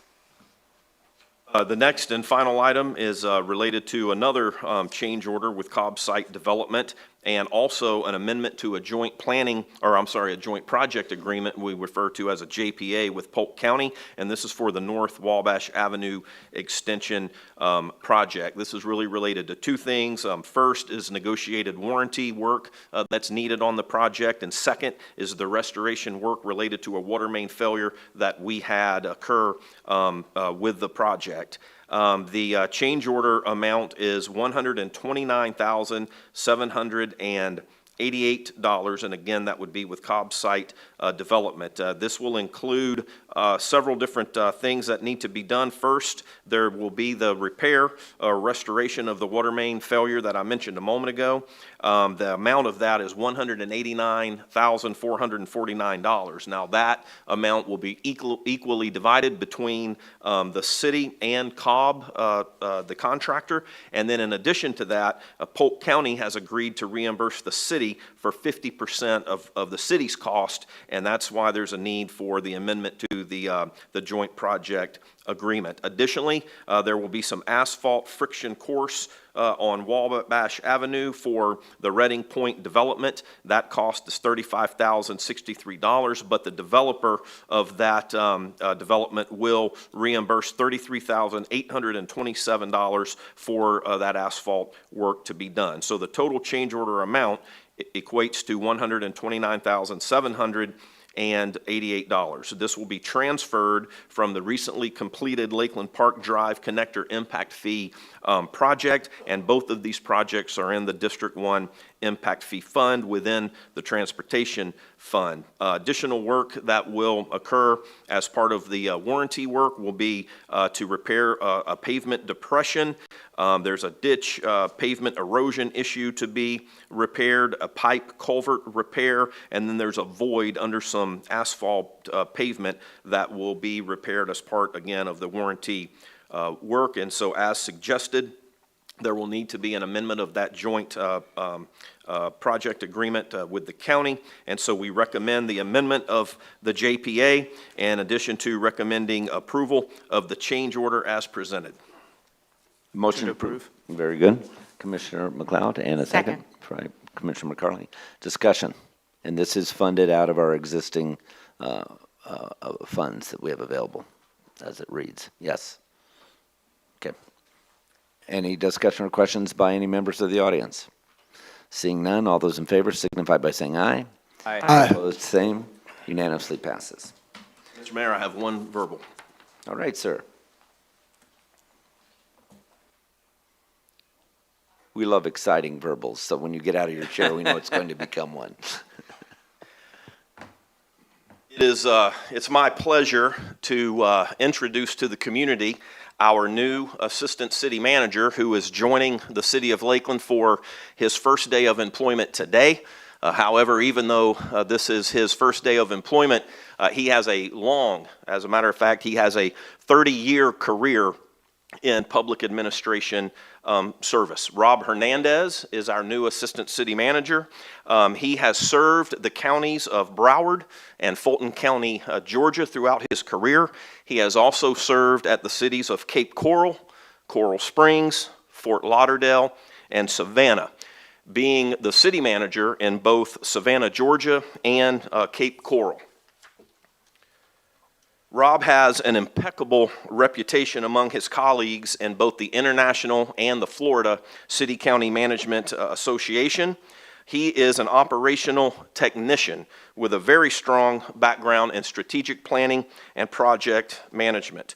In addition to his public administration service career that I mentioned, he has more than 25 years serving as a civil affairs specialist in the United States Army Reserve, which has provided Rob with experiences that have broadened his public service career even at an international level.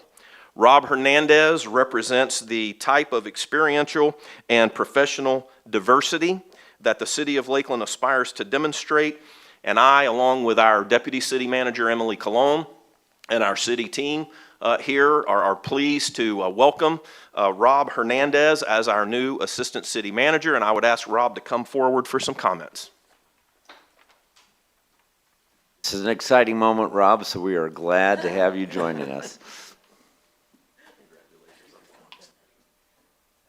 Good morning, Mayor, Commissioners, staff, members of the public. I'm honored that City Manager Strauss invited me to join the Lakeland leadership team and the Lakeland family. You know, this is a fantastic community. It has a lot of big city attributes and a highly desirable quality of life. It's a city that has its eyes on moving towards the future, but it's also very mindful of its past, and that's very important. If I can, for just 1 second, I wanted to share with you some of the adjectives that I've jotted down to help describe why I decided to move my family here and accept the invitation from your city manager.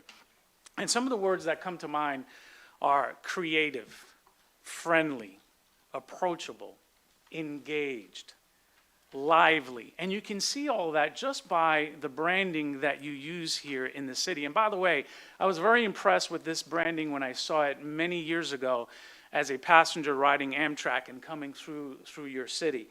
And it just shows, and I know there's a connection between the Swan and the core values of the community. And so that just shows how engaged and how creative this organization and this community is. But most importantly, this organization, to me, as an outsider looking in, and I was an outsider till about 8 o'clock this morning, very responsive, extremely professional, and highly strategic. And so those are some of the adjectives that help describe why I decided that I wanted to be part of this organization and this community. So I am grateful for the opportunity to serve the Swan City, and I'm excited to be the newest member of the team. I look forward to a long and close partnership with all of you, the team, our residents, and our businesses. Thank you for allowing me to be here this morning with you. Thank you so much. Thank you for joining us.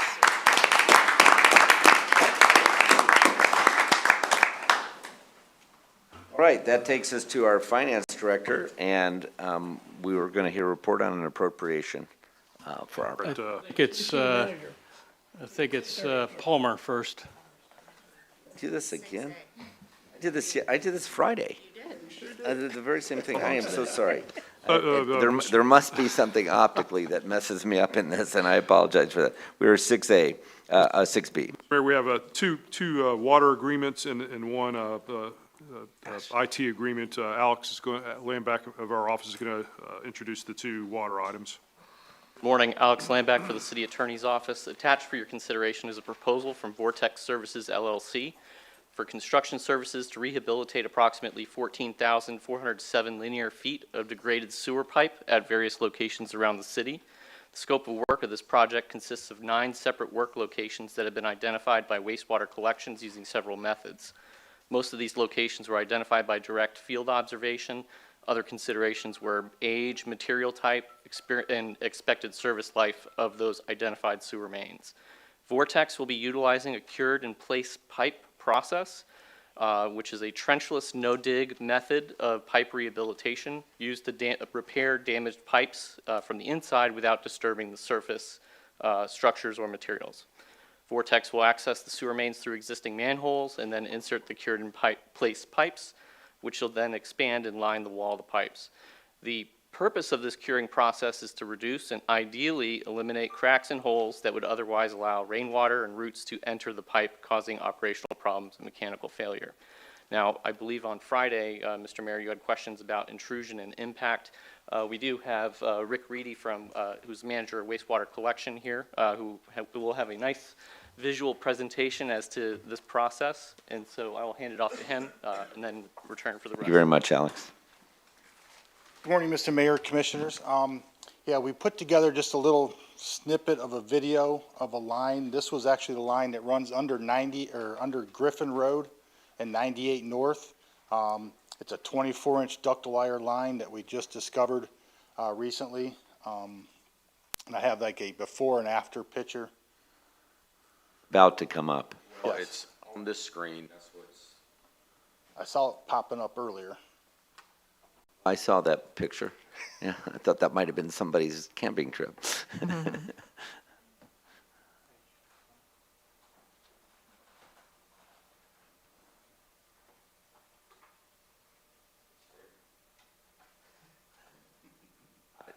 I don't know what to say. It's on this screen here.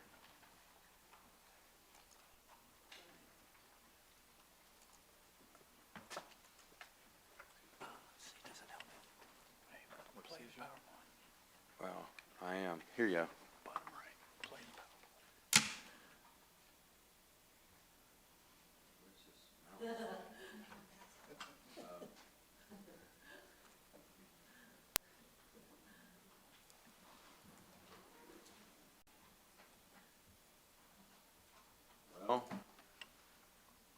I'm trying to find this mouse. Here we go. So this is a 24-inch ductile iron pipe. When we were out doing the rehab work, we noticed that the pipe had deteriorated to the point where the top of the pipe was actually missing. So we put a small repair piece on it because we were going to line it immediately after this. You can see at the bottom, there's water coming up. This is probably somewhere in the neighborhood of 5 to 10 gallons per minute. 1 gallon per minute is 1,400 gallons a day. A normal household uses 260 gallons a day. So this is just groundwater that is constantly getting into these pipes. The next video, maybe? No. Right here, this is that same pipe after it was CIPP lined. There is standing water in the bottom from when they were cleaning it, getting ready to do the camera. Is this a video? That's about it right there. Okay. So it shows the pipe before and after the process. And then I know there was a question also about what is CIPP lining? Well, you can talk about the material and why that flexibility and why you see the irregular shapes, you know, what it's doing, and then how does it hold after the I fact? mean, the CIPP, which is cured in place pipe, basically it's a felt material that's impregnated with a resin, and it's basically like a sock that is inside out. And what they do is they go into one manhole and they put this in and then they blow it so it inverts as it goes through this pipeline. Once it gets to the end, they usually use a steam or hot water to pressurize that pipe, which causes the liner to expand, adhere to the existing pipe, and then it'll cure, so it'll harden. So basically you have a brand new pipe within a pipe, so without any digging or destructive construction during that process. This one actually looks really bad because the hose pipe was in bad shape to begin with. When we were going through the cleaning process for this line, as they were cleaning it, it was breaking apart. So they did a very superficial cleaning, and then we put the liner through it. So you see a lot of Regularities. Thank you. And because the pipe wasn't 24 inches, when we put the liner in, it was a little bit smaller. You see some of the wrinkles where the felt material sort of folded over each other and then hardened that way. That is a pretty slick surface, so materials will be able to slide through that and should not cause any obstructions or catching of debris in there. Plus, you've stopped the intrusion of the And then the groundwater. intrusion is stopped as well, yes. And when that groundwater is in there, we have to treat it in our wastewater plants all the time. So the more rain we have and the more breakage we have, the more water we're treating that isn't sewage at all. That's correct. Okay. Yes, Commissioner Simmons. So what is the duration of this new material? The estimated life is 50 years, about the same as the existing pipe. Thank you. Won't have to vote on it twice, Commissioner Simmons. At least not with me here. All right. Any other questions? Yes, Commissioner Reed. I recently had something done at some of our apartments the same way. Do we have any warranty? Is there kind of a warranty to come with that? I believe we have like a 1-year warranty on this. I'd have to go back and look for sure. But usually we have a 1-year warranty from defects on the liner. Anything beyond that would be a pipe dream. I'm so sorry. So sorry. Okay. Any other comments or questions? Commissioner McCarley. Thank you for the video. I know we had some technical difficulty, but that's very helpful. So thank you for both of those pieces of your presentation. I know you'd had some questions on Friday about how the purchasing of this occurred. It was purchased through the local cooperative purchasing. Sir, yep. And we have Mark Rayford, our Wonderful. purchasing director. He can address that for you as well. Thank you. We were talking about, as you're coming up, the materiality of where we would buy it ourselves versus through the cooperative as well. Yes, sir. Thank you, Mr. Mayor. Commissioners, Mark Rayford, Purchasing Manager, Risk Management, and Purchasing Department. Cooperative purchases are actually done on a case-by-case basis as requested by the user departments. As you know, the user departments begin the procurement process in seeking goods or services that they need to help accomplish their mission. And departments become aware of cooperative purchasing either through their existing use, their continued use of cooperative contract, their previous knowledge, or their previous history, or just knowing that there are cooperative agreements, cooperative contracts that they might be able to take advantage of. In determining and doing due diligence in determining whether cooperative contract, cooperative purchasing is appropriate for their solicitation, they consult obviously with us, and we work together and analyze the product or service specifications.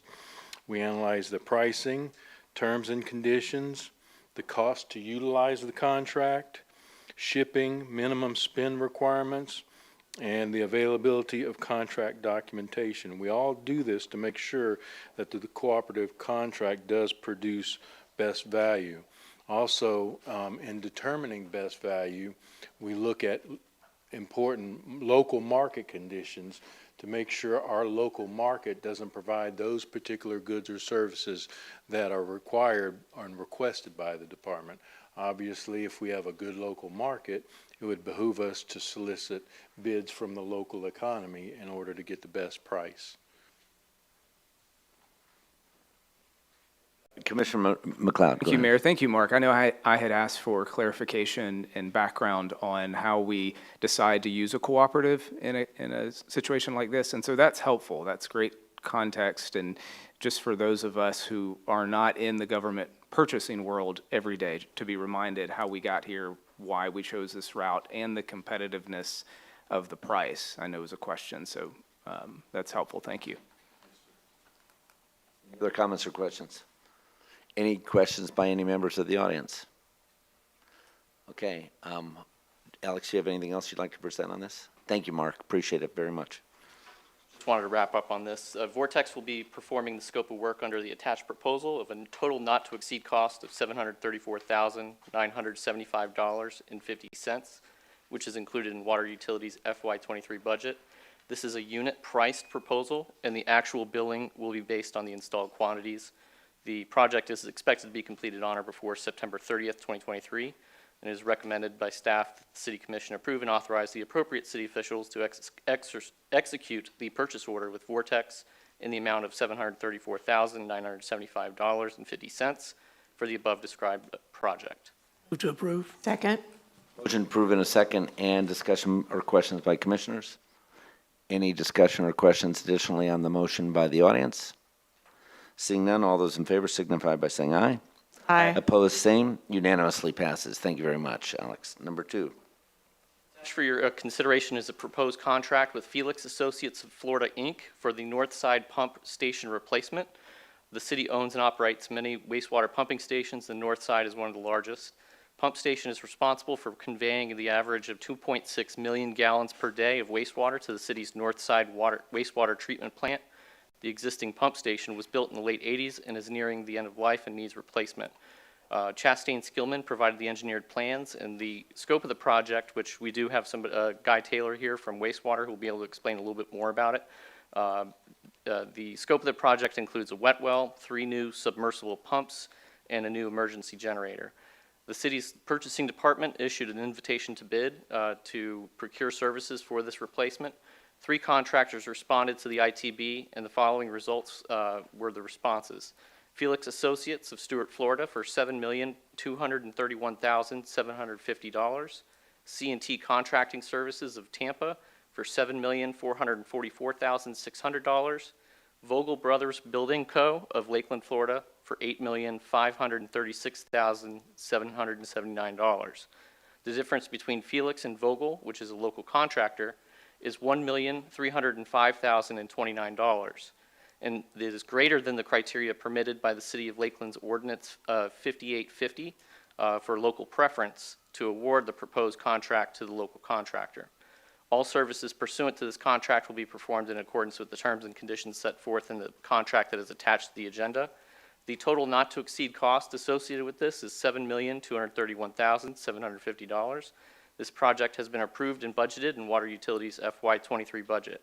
All work associated with this contract will be completed on or before January 31st, 2025, and it is recommended that the City Commission approve and authorize the appropriate city officials to execute the attached contract with Felix for the North Side Pump Station for replacement. And as I mentioned before, we do have Guy Taylor here from Wastewater if you have any questions as to the specifics. Motion to approve? Move. Second. A motion and a second. Discussion by commissioners. Questions?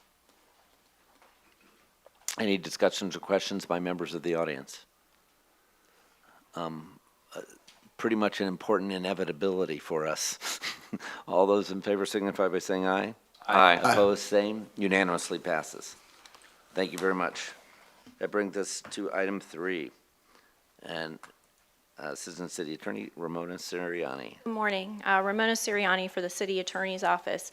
We have an agreement, a software subscription and support renewal and license upgrade with IBM for our Maximo Enterprise system. This is the enterprise system that's used citywide by a variety of departments that manages asset life cycles and maintains the management for those specific assets. And the end goal in doing so is to have improved operational performances citywide, to extend those asset life cycles, and also to optimize maintenance in the work processes. IBM, and again, in addition to the renewal of the agreement, there are some software upgrades to version 8 of the Maximo application, and this upgrade will also enable the city to access additional features that the Maximo application has, which weren't currently available under our existing license. This is a 1-year agreement. It will be effective July 1st and 2023 through June 30th, 2024. It will be able to be renewed annually upon mutual written agreement for 1-year periods unless it's otherwise terminated. The total cost for the 1-year term is $602,472. The Department of Information Technology has budgeted $546,676 of that in its software license and maintenance account for FY23. The remainder of the cost will be funded by both Lakeland Electric and the Water and Wastewater Department's FY23 budget. And we would ask for your favorable approval. For approval? Second. Motion approved in a second. Discussion by commissioners. This 1-year contract's deemed desirable. We talked about that in the agenda study. Any questions or comments from the audience? Seeing none, all those in favor signify by saying aye. Aye. Opposed, same. Unanimously passes. Now, I will go to the Finance Director. Item 7A. All right, good morning. We have one appropriation request for you today. In fiscal year 21, the city was awarded slightly more than $22.7 million in ARPA monies. So far, the commission has approved $17.8 million being appropriated for the Western Trunk wastewater project, $64,751 for Web EOC, $100,000 for management consulting services, and $900,000 so that we could order Station 8's fire truck. Today, we're here requesting a total of $1.901 million be transferred to be used. $1 million of that is for affordable housing, $901,000 is for public safety associated with the hiring of the 13 new police personnel. The $1 million for affordable housing will provide funding for affordable housing development that aligns with Home Investment Partnerships Program, or HOME. The income limits for low to moderate income households, the funds will be made available through the issuance of RFPs seeking affordable housing developers for the construction of affordable multifamily housing. The funds will be awarded to one or more of the qualified developers and subject to development agreement with specific benchmarks. This supports Target Area 3 of the city's strategic plan to increase the inventory of affordable rental housing units. The $901,000 for public safety will provide fundings for items such as vehicles, radios, weapons, body cams, ballistic vests for the 13 positions that were added in fiscal year 23's table of organization. $700,805 is actually going to go to the vehicle purchases and $201,195 for the equipment purchases. Move to approve. Second. Motion approved in a second, and discussion by commissioners. This is Commissioner Reed. Thank you. On Friday, I'd asked Brian some questions, and hopefully he'll have some answers for me today. It might have been something that Mike could present as well. He may have gone over some of those issues. An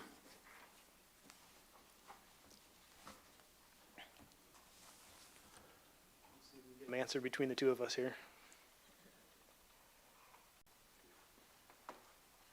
While you're doing that, the alignment with home is strictly for, not because of a requirement of, but that's the fabric in which you're going to determine recipients, correct?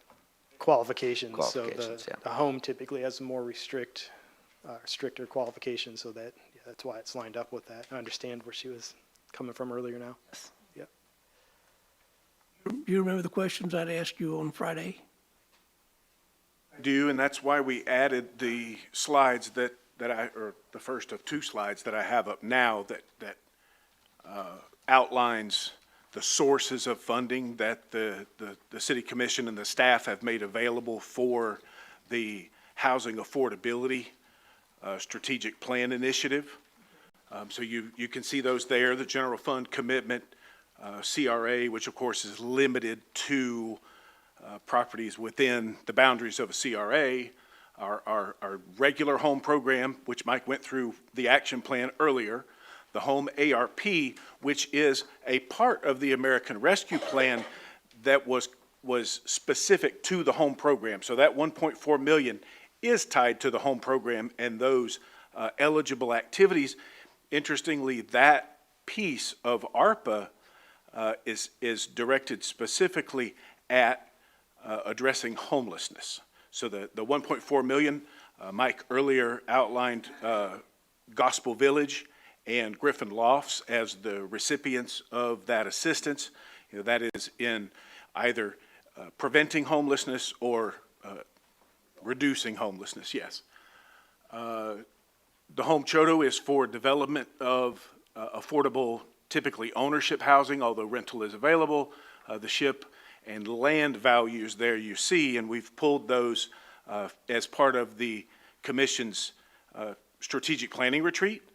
Additionally, to show the impact fee waivers, non-utility impact fee waivers that have been brought to bear to further incentivize the development of affordable rental units. And to the mayor's point about the leverage, you can see that that number in the very bottom row is actually $27 of, yes, sir. It's $27 for every dollar of public investment in these uses. And what we have right now is what you see there. I looked up the SLURF acronym earlier. Mike may have to jump in with what it stands for exactly. We just call it ARPA. So that's what you see that is so far not committed to a specific project, but will be a part of the sort of competitive procurement of those projects over the coming months. We know how much if I remember, we have about 200,000 left over. Is that has to be spent by 2026 if we use it the way it is now? So that's our CV3 funding, which we were using for the rental assistance program. So in order to qualify for the rental assistance, there had to be a COVID impact. And so we're just finding right now, being able to show the COVID impacts is getting harder and harder to do. We're still seeing them, but it's not as common. So there's other uses that we can shift that money to. Most of that 200,000 was the mortgage assistance. So if they had a COVID-related loss of income, fell behind in their mortgage, they could ask for mortgage assistance. We just didn't get a lot of applications that way. So we will utilize that into a different source, and it may be some kind of rental assistance or move-in funds for some of the new apartments that are being built. We're looking at how to kind of reuse that money in a different way. Thank you. There's a good reason I had brought it up. Obviously, we contribute $500,000 to the general fund, and then we have the CRA, but this extra $1 million, I wasn't sure because of all the cost overrun we've had experienced in, seems like every project we have, if this might be better spent somewhere else. And there again, I looked at Mike to give me some ideas, if it were or not, or if you think this is the best leverage for the deal, then I'm on board, but I just wanted to just kind of examine our capable possibilities of something else. So I'll turn it over to you. Is that a question? I'm gonna pass the buck. So you're asking the finance guy if this is, I'm not stepping on that landmine. This is a policy decision that you guys get to make as to how you want to spend your money. There's probably not a department that couldn't put their hand out and say, I have a good use for X, Y, and Z. So I'm going to leave that one for the seven of you. A better way to reappropriate this money for something else, of just that some other need may come up that may be more complicit to the citizens of Lakeland as opposed to future developments, because I know I see a lot of apartments being built. If you travel the state, there are just mass apartments going all over the place, and I think, I'm not gonna get into all the recession stuff that's gonna come in maybe, but vacancies and We'll just remind you that on the if you've got the agenda item open, the second page behind the agenda item is actually the spreadsheet that reminds you of, these are the items that you approved initially. And towards the bottom there, you see there's 221,000 still undesignated. So it's not on the screen. It would have to be on your laptops. But, that's available there as well as you get farther into the budget cycle and you decide you want to use it. We're going to have to use that by 20, we'll have to get it, designated by 24 and use it by 26 for something. But again, that's something to talk about during the budget cycle or whenever you choose to. So there are some monies there that you have not yet committed. how much is that again, Mike? It's $221,000. Commissioner So McCarthy? that's one light, it's traffic light in it. Yeah, not anymore. 300. Thank you, Mayor. Mike, I had asked Friday about the timeline for the request for proposals for the affordable housing developments. What are your plans there? So we've got potentially 3 pools of funding that we would put out. One of them, we try to line up with Florida Housing Finance Corporations. They do their own RFP for the low-income housing tax credits.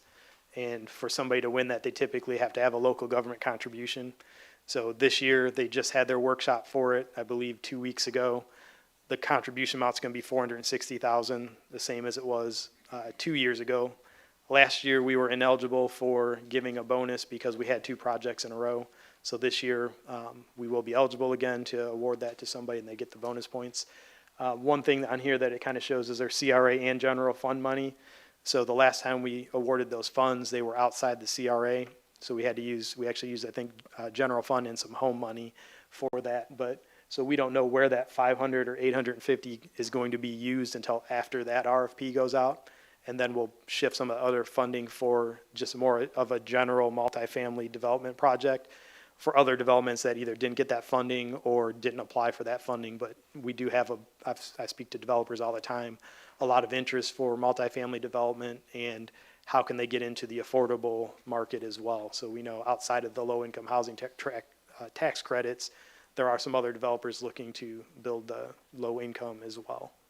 This additional 1 million strengthens our ability to come alongside those state credits and, Right, and it can, especially if it falls outside the CRA. Right, it's typically supplementing other financing, other funding, and that's how we get that leverage number to be $27. And I think that's probably actually a little bit low, because I think when we use that, the costs increase for a lot of those projects. So I think the number is probably a little bit higher than that, even than that $27. And that's why it's important for these funds, because the cost of everything has gone up. The cost of construction has skyrocketed, and developers are having a hard time building the same projects they were a few years ago, so they need this additional boost from the governments or the other funding sources. Commissioner McCarley. Mike, I just had a question. I know we're looking at a west downtown kind of game plan, and we're also looking at Lake Wire. In that area, could this be applied to a specific project like that? Of where we're trying to invest and do some connectivity and look at that neighborhood specifically? As far as like infrastructure type stuff, are you or multifamily development? So All of the above. So for the multifamily development, I know I've sat in on some of those meetings with the West Downtown and some of the developers. And one of the things I'd like to encourage is a lot of these developers are coming in and building market rate apartments, luxury, they want as much as they can get per square foot. Being able to incorporate some affordable or workforce housing into those developments, and we could definitely utilize the funding to do that, to encourage developers to set aside some units that meet the affordability criterias to use the funding. And so that's one way we could reach that. I think a couple of the bigger developers they're going to do what they're going to do. That's what they do. But some of the medium-sized, smaller developers, I think we can incorporate some mixed use, mixed income, and get some affordable units into those projects as well. What about in the North Lake Wire neighborhood, like some of those houses and some of, that need a little love and care and need a little support system to build that neighborhood out where there aren't so many gaps in between? That's what that infill line of credit program is kind of, or infill land bank program is geared towards. We do actually have a line of credit program that supplements that as well, where we provide some funding for a couple of construction projects as well. But that is one of the areas where there are a lot of land bank properties. I think we've had 3 or 4 built in that Pear Street, Myrtle area in that first round, and I think there's 5 or 6 more in the second round. And just seeing the homes built in there encourages the private development. There's 3 houses on Pear Street that are not part of our program, but that was an old building that sat there for a while that nothing was being done with. But you're seeing the progress just progressing with the development that's happening, encouraging private investment to come in that's outside of our programs. But yes, we do, that area we know is a focus, and anything we can do to encourage development over there, we're definitely, We have a funding study, for. like a pending study that's coming back on, I'm looking at Brian, I don't know the dates, but On Brian may West be able to. downtown. We do have a strategic plan project with GAI for Downtown West. There are a couple of additional public meetings. I think one has landed. There's also a staff meeting with the consultant, who is very near the end of their project. So I know that the CRA, which funded the project, is planning to unveil, sort of present the findings with GAI to the CRA Advisory Board and then to the City Commission as a culmination of sorts for a pretty impactful project. Would it be prudent to hold off on this till that's done, or no? Oh, that's essentially the same question Commissioner Reed has asked. I don't know that there's benefit to waiting.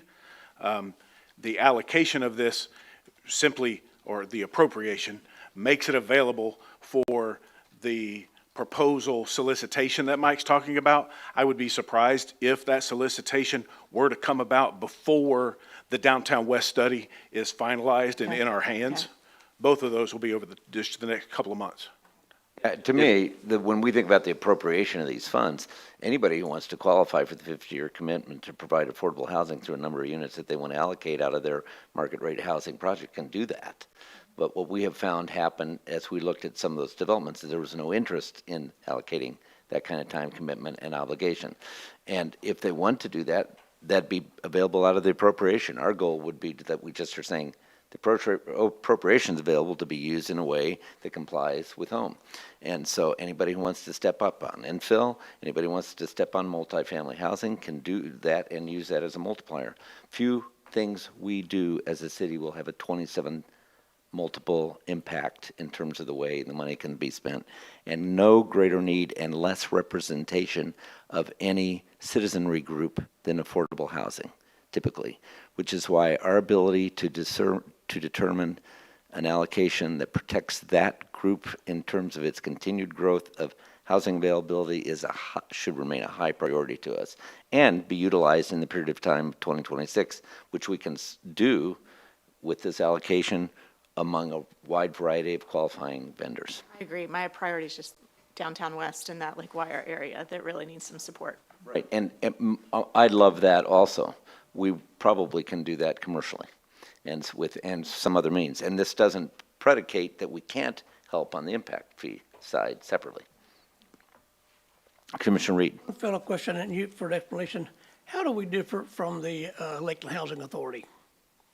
The I housing. know they're a author- separate entity. It's a separate entity, yeah. They manage the voucher programs and they get their own separate funding. So they apply for grants and receive funding as well. And one thing that's a big difference and people get it confused all the time is that we don't own any of our own properties that we're renting to people. They do have some projects where they own them and they rent them to people as well, but then they do manage the voucher programs and do their own developments. Update from them. We do an annual report, and I don't know where that falls in, but Ben Stevenson, we can request to have. They have quite a bit of money they can spend, and I don't know where, I haven't seen them building any projects in a while. We've got a couple things in the works, I believe, that. We just approved one of them just south of the Parkway a couple meetings ago. You know, right at Pipkin Road. The Pipkin Creek and. Pipkin Creek. But I mean, The Housing Authority, Mayor, sold that property to Pros. Yeah, okay, that's the flip of that. Yes, sir, but they have been yes. working to redevelop Yeah, you're the right. south shore of Lake Beulah in 3 phases, I believe. So the former Westlake community there, they've been redeveloping for years. they had sold the piece, and I thought they were gonna build on, but they haven't built anything in some time to my knowledge, but, Than Twin Lakes, right. yeah. Commissioner Music. Thank you. Where are we at, and this is actually going to not be for Mike, this is going to be for Public Works. Where are we at on the expenses for the western trunk line replacement? 3 million plus. So, I mean, if we allocate X number of dollars and we have some left over, I'm just curious why we're just not spending that towards that. I mean, it's tough to argue with the 27-to-1 ratio, for sure. But it's also difficult for me to get behind spending money when we are, you know, like Tiger had said, there's all kinds of overruns. Everything that we look at has an overrun. And, I mean, you know, a 12% overrun on that 17.8 would absorb all of this anyway. So I'm just curious about that. I mean, I don't know. So my response would be that to allocate what is typically not protected is exactly why you would do it. In other words, we typically don't protect affordable housing funds in enough aggregation to make it significant. That's what happened at a state level, and we have now, which has now been stopped, although the total dollars statewide are much less than originally was established by that fund. And for us, $1 million towards that 30 million certainly isn't as material as the benefit we can get from a leveraged application to a very wide and rising community need, which is affordable housing. So you have to be able to say, I'm going to put a stake in the ground to protect those dollars, really, is the answer to the question, and know that they get multiplied in a way that we don't typically have happen. The other side of that is that sewage, wastewater's enterprise fund. Right, yeah, I mean, okay, can I have a follow-up on that? So we had requested another chunk of that, the 901,000 for public safety. If we didn't have this money allocated towards that, where do we have that budgeted item coming from? How are we going to make that up if this money isn't applied towards that? Have to come out of the general fund. Right, that's, But I mean, when we approve them, and I'm thinking backwards, when we approve that, how did we approve paying for them? The employees are paid for. This is the supplies This is to their support sundries them. that go with that, Okay. okay. And it was a package that was presented as a solution. It was, the chief had mentioned that he needed 30 over a period of a few years. One of the suggestions we had was you are allowed to use these monies towards the capital and equipment of that, which was the $2 million that was identified out of this money for that. So this first piece is 901,000 out of the 2 million. questions, comments? I'd like to make one more comment. Commissioner Reed. Thank you. There again, and of course, Mike brought up something that I mentioned on Friday as well, but in light of the $900,000, I really don't have an issue with. I think we need that. We've appropriated that for our stuff. And of course, I'd rather see this $1 million go to some debt relief or something like that as a more conservative approach. But if we're not going to do that, I'll probably vote no for this particular issue. So. if I could just clarify something. There are other uses, you're right, but we're not allowed to use it for debt. The ARPA is very clear about that piece, pension and debt. You can't use it there. I just didn't. We can't apply it to the program, the sewer, we are using some of that money for? You can use it for capital. Yes. Yes, We're- sir. You could do it for But you We're can't use it spending to You pay meant your capital. debt. You meant Yeah, capital. Right. we're supplying, we could use that money to help pay for it as opposed to Yes. borrowing it. Yes, sir, That's yes. That's my Okay, yeah, consent. yes.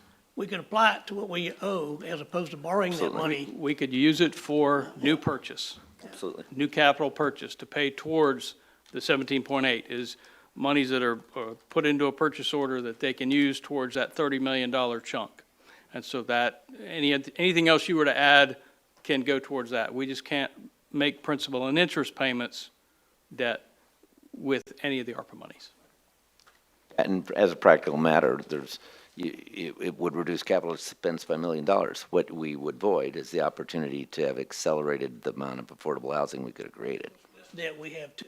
Right. Well, but you have a multiplier on the other. Okay. Commissioner Mezak. And I tend to fall a little bit more in that mindset personally. So what I want to wrap my head around and understand, I apologize because I wasn't there on Friday, maybe if we talked about this, but do we have a plan right now? So if that money, that $1 million is allocated toward that there is a project that's within a certain time frame where we're not just throwing it in there for something in the future. It's one of the RFPs that he was talking about. Is that correct? Do we have enough projects to be able to absorb that forthcoming in that period of time? Yes. If we didn't, let's just do this, that can be reallocated. So and this was a question that I had prior to in the presentation, there was some rollover funds. Was it $200,000 or $400,000? 400,000. So, I mean, if we have the need, which I know we do, and we get a 27-to-1 turnover on it, why do we have money that's not being spent that's being rolled over? We have the same stall that you've seen in construction other places where we're waiting to see what happens.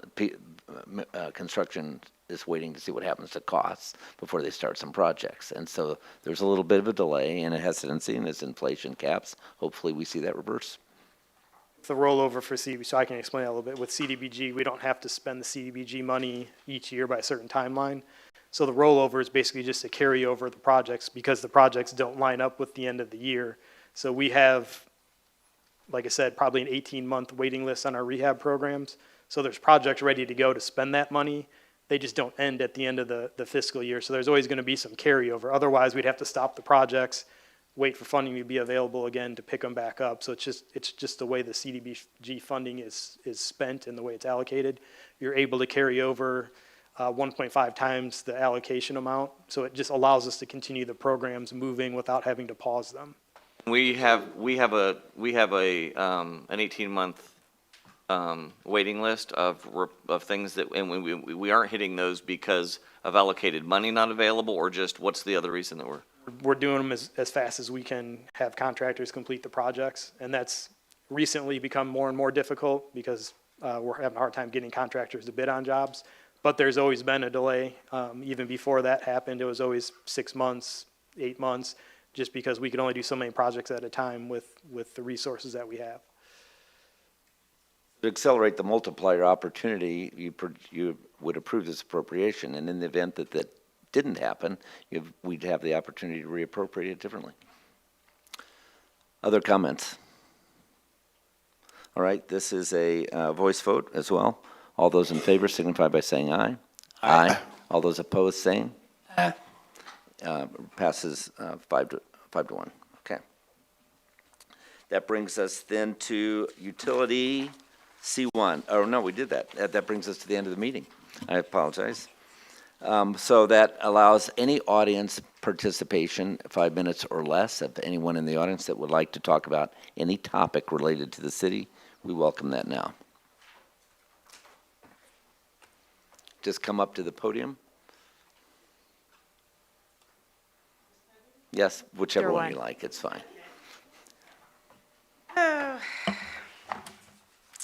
Please state your name. My name is Heather Arnold. I have been in contact with many of you the last couple years regarding the pickleball situation at the Woodlake Courts. As you know, we have well over 600 individuals who use the pickleball courts at Wood Lake, and we have been experiencing overcrowding issues there for 2 years. But today, I find myself in a rather unusual situation. I'm here to actually defend the threat of removal of the pickleball courts and defend the courts from being altered in any way, either moved or completely remodeled. This all took place probably sometime last week. Mr. Donahue and the Park Department received a noise complaint and acted unilaterally to remediate the situation. The Parks Department met with a small group of homeowners, but they did not canvass the subdivision or the pickleball community at large. So last week, there were members of the Park Department who had started to engage with some of the pickleball members, and some of the comments coming out of the staff were that they indicated to remove, relocate, or modify the courts at Wood Lake. So I am actually here today to respectfully ask you all to request and direct the Parks and Rec Department to cease and desist with any closure or removal of these courts in any way. I would also like to ask that the city attorney, Mr. Davis, review the noise complaint. Further, I'd also like to ask that the pickleball community be included as a stakeholder in any remediation or conciliatory efforts. As mentioned, we represent over 600 people who use this park, and we should be considered stakeholders regarding anything that takes place there. I would, of course, recognize that we would all be amenable to work with the neighboring community to make sure that these issues are resolved. I would also like to request that the matter of the noise complaint be reviewed by the city attorney, as it appears to be highly irregular and may constitute violations of Florida statutes in the collection, transmission, representation, and submission of the information, which the department at Parks and Rec is currently acting upon. In addition, I would like the city attorney just to question the validity of this noise complaint under a statute of limitations, as the pickleball courts have been operating with no opposition there for 10 years. Since being alerted to this matter last week, there's been an outpour of communication amongst the pickleball community. In fact, one of the members started an online petition. I imagine some people have contacted some of you. They did act very quickly. Since Friday, we've had over 800 people sign the online petition, and my assistant over there, who's actually technologically advanced, has indicated there's between 400 or 500 of those signatories are live within a 4 to 5 mile range of the pickleball courts. So it is actually a community that responds. Sorry. So why is this so important? Okay, Wood Lake Park is part of a corridor that was actually constructed and realized for decades by the City Commission. You all recall, Edie Yates was one of the greatest champions of this. It was designed so that we could bring all the neighborhoods around Lake Hollingsworth and Cleveland Heights over to New Jersey Road, so that families and people could safely move all around without the fear, that their children would be run over by a car and such. And people have been using these park facilities for quite some time. And Wood Lake is one of the essential components of this for us, because we have families. It's an extremely family-friendly sport. We have families and children who come on bicycles by themselves to come and use the pickleball facilities. So it really is an important area for us that we think really that we would hope that the city would recognize as essential for the people who live in the community. Pickleball. Everybody gets so upset about pickleball. It actually is the fastest growing sport in the country. They estimated last year 30 million people played at least once, and corporations use it as a team building organization. It is extremely wonderful for older people who have had to leave their sports behind because of injury. We are every day getting more and more of people from the tennis community coming in to play pickleball. And it's extremely social in nature. People come here as individuals. They pick up a Thank you. game and they are welcomed. Okay, I need to cut you off because it's 5 minutes. Oh, But- okay, sorry. But we do not underestimate pickleball passion at all, at any level. Okay. So we appreciate that, and City Attorney Davis, you want to make, or Manager? This is the first I'm hearing of a noise complaint, so we'll have to look into it. Okay.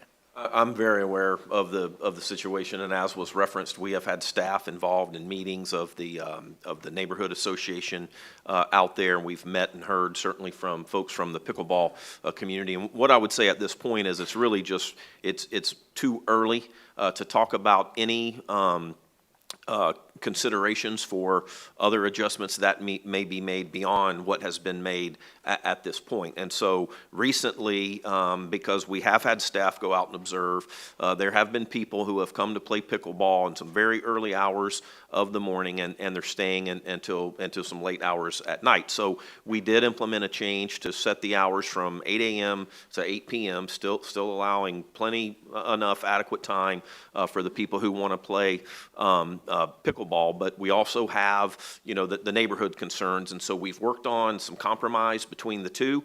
And at this point, that's exactly where we are. We've amended the hours. There are some other options to be vetted out and considered to try to, again, compromise, but there's no commitment at this point to any of those options that are being explored. If I could also add, I know many of the people who do live in the subdivision have also done their own petition within the subdivision. They currently have 49 signatories asking that the pickleball courts remain. And I know people are very, I'm sorry. Just address the hours. Have there been any comments on the hours? Well, nobody had a problem with the hours. Okay. I do believe some of the subdivision people had requested a dawn to dusk situation, which, none of us would have a problem. That's great. We want everybody to be happy. If they want a dawn to dusk, that's fine with us too. Let us work on it, but it's in play. It's in play? Okay. All right. Literally, it's in play. And we, the city will continue to communicate as we have with the pickleball advocates, as well as those who are the neighbors that would rather see some other changes. And there are some liabilities that the city has to consider. And so we think we've already made some compromises that has been effective to some degree. And there may or may not be others. That's the process that we're in and working with both communities. Can I also just, to the noise comment, make a specific This would be the point? one last thing. This yeah. one last thing, it's just one last thing. Pickleball, generally, it does not violate any noise ordinances, and I could get very specific with you regarding the decibel levels and of the paddles, which have all come in well under the decibel levels that are acceptable to suburban environments. Anyway, okay. Thank you. But I do Appreciate it very much. appreciate you all taking the time, thanks. Thank you. We appreciate your interest in preserving that.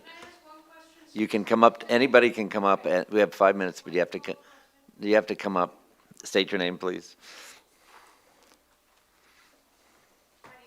Holloway, and I just had a question for Mr. Strauss. You said that you've been in contact with pickleball advocates? Did I understand that right? We've had a lot of Okay. advocates, especially in the emails that have been back and Okay, forth so between it's the emails with pickleball. specific individuals as opposed to any collective group? We've had, our Okay. Parks and Rec director and some of the Parks and Rec staff have had Okay. conversations and meetings with Okay. pickleball advocates at Wood Lake and in other areas as well. Okay. But specific to Wood Lake, there's been an awful lot of email communications Right, over the okay. last few weeks. And what is the best way for us to understand, like, you said it's very early, discussions about any changes that might be made? What's the best way for us to be aware of discussions that we might be able to participate in? We'll Just engage- like we'll- agendas? We'll The- engage the public when we're ready to move forward with any Okay. discussions. Again, after we evaluate some of the suggestions that have been made that might help Okay. mitigate the issue even further, if we decide that we should consider implementing those, we'll meet with the community to try to get Okay. input. And again, and I just want to be clear, again, this is not because of any city activity or action that has occurred, other than the city trying to compromise between the two groups. Okay. And how would we be notified of those opportunities to come and engage with you? Would it be through like the agenda for the city commission, social media? We'll reach out with social media. We'll Okay. respond to many of the emails that we've received. Got it. We'll put the word out if we're going to have, another discussion. related meeting. Okay. Yes. Mhm. Great, thank you. Thank you for asking. Any other comments? Please come up to state your name. That's fine. And you have an interpreter who's actually going to talk for you. That's great. You put the mic by your mouth, please.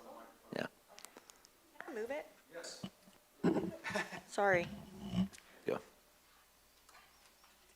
Hi, my name is Vashti, and I am the owner of a restaurant business and a kitchen, also as a kitchen and bar.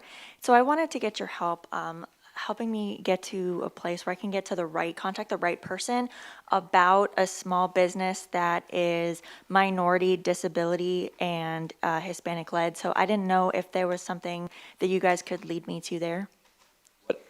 Is she trying to find? What help? What kind of help? Okay, so to help to find to help with small business funds, maybe small business loans, maybe like where we can find a location to become established as a disability-led business, those things like this. We've got over 18 years of experience, and we have, like right now, we're in Hyde Park, the community of Tampa. We have a lot of foodies there. We're really focused on that, those luxury type plates. So we really want to see that Lakeland scene, and we want to see that here, the food scene in Lakeland, and get involved in the community here. So we want to sit down, have a good meal, get those foodies involved, have the wine. So we want to provide to that community. I mean, especially like the type of chef that he is, to be able to show that. So I didn't know if you had your help leading us to a place or an organization that would fit our need. We really have three that I would highly recommend. One is, of course, the Lakeland Chamber, who can help you get started. Yes, I've heard about it, and I think I missed that meeting. So what would be the right person or place for me to contact? I did send you an email, but Sorry, I haven't answered it yet, and I apologize in advance. no, it's okay. I get it. I know you're a very busy man. I will look for it. And the other is Catapult and also Bridge. So these are three organizations that might provide some opportunity to meet with. And our communications director will give you all the information. Thank you. Thank you so much. I appreciate that. And one more thing. I need your support.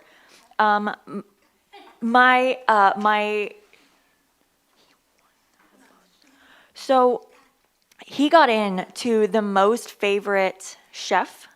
It's a national competition. Oh. And so we need your support for a vote. So right now, he's in the lead for that group. So if we can just keep an eye out for the vote and vote for him, please, that'd be Give great. that information to Kevin, too. Kevin, yeah. Yes, also. Yeah. And what kind of food? What kind of food? What kind of food do you cook?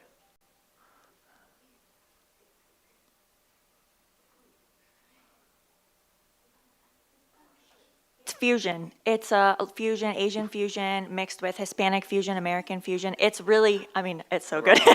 We want you to be successful. But I would love to show you some pictures because it is just amazing. I promise you will love it. In Hyde Park? Hyde Park, right? Hyde Park. Currently. He worked for 15 years in Hyde Park with,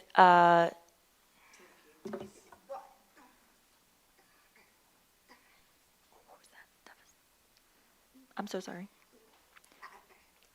For Tavistock, he worked for 15 years there at Timpano Restaurant in Hyde Park, Yeah, at that company, he was there for 15 years. So that's the level of, and then he moved over to Orlando and Disney. He was there for 5 years.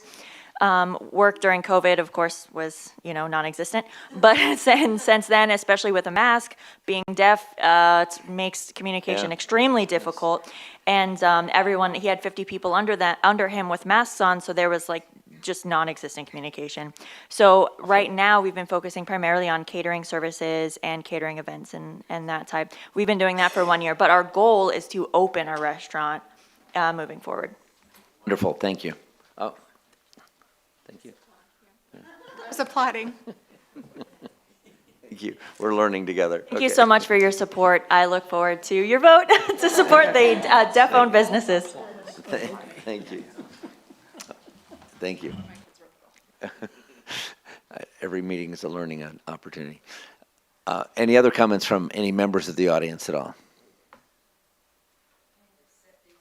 Sure.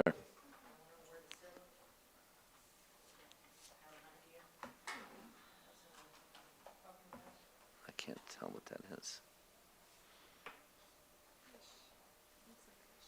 Like what?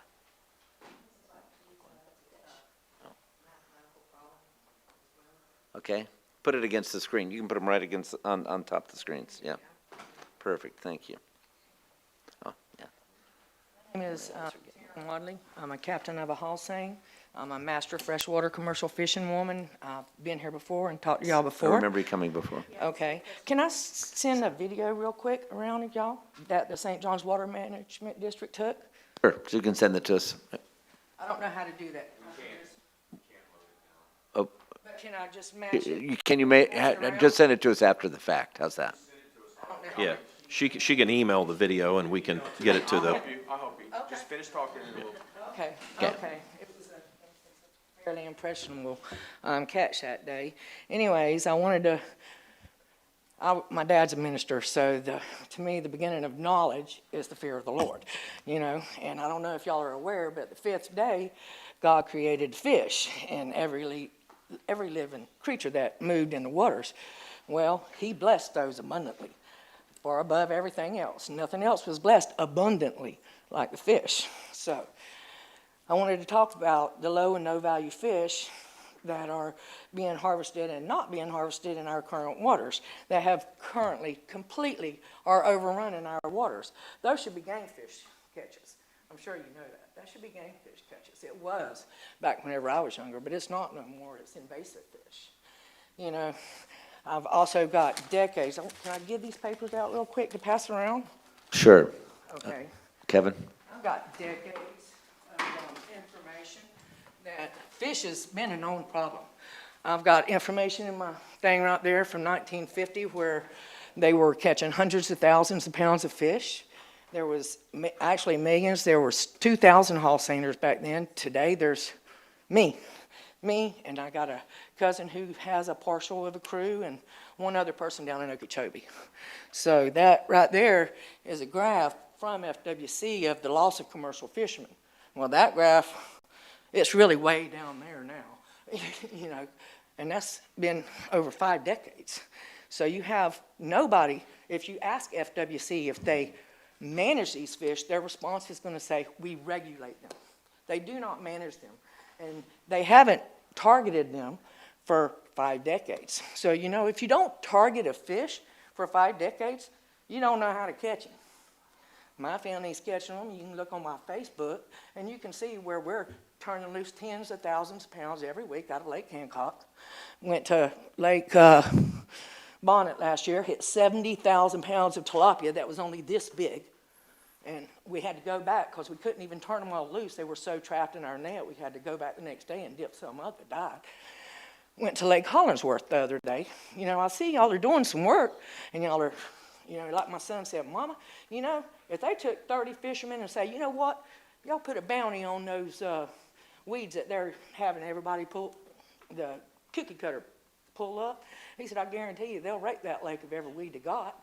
And that would be putting more money towards the citizens. If we could take one small lake like that, and FWC told me 3 or 4 years ago, Taryn, don't you think we'd have done did that? And, you know, that doesn't do that is, let's take one lake and let's see what all fish is in that lake.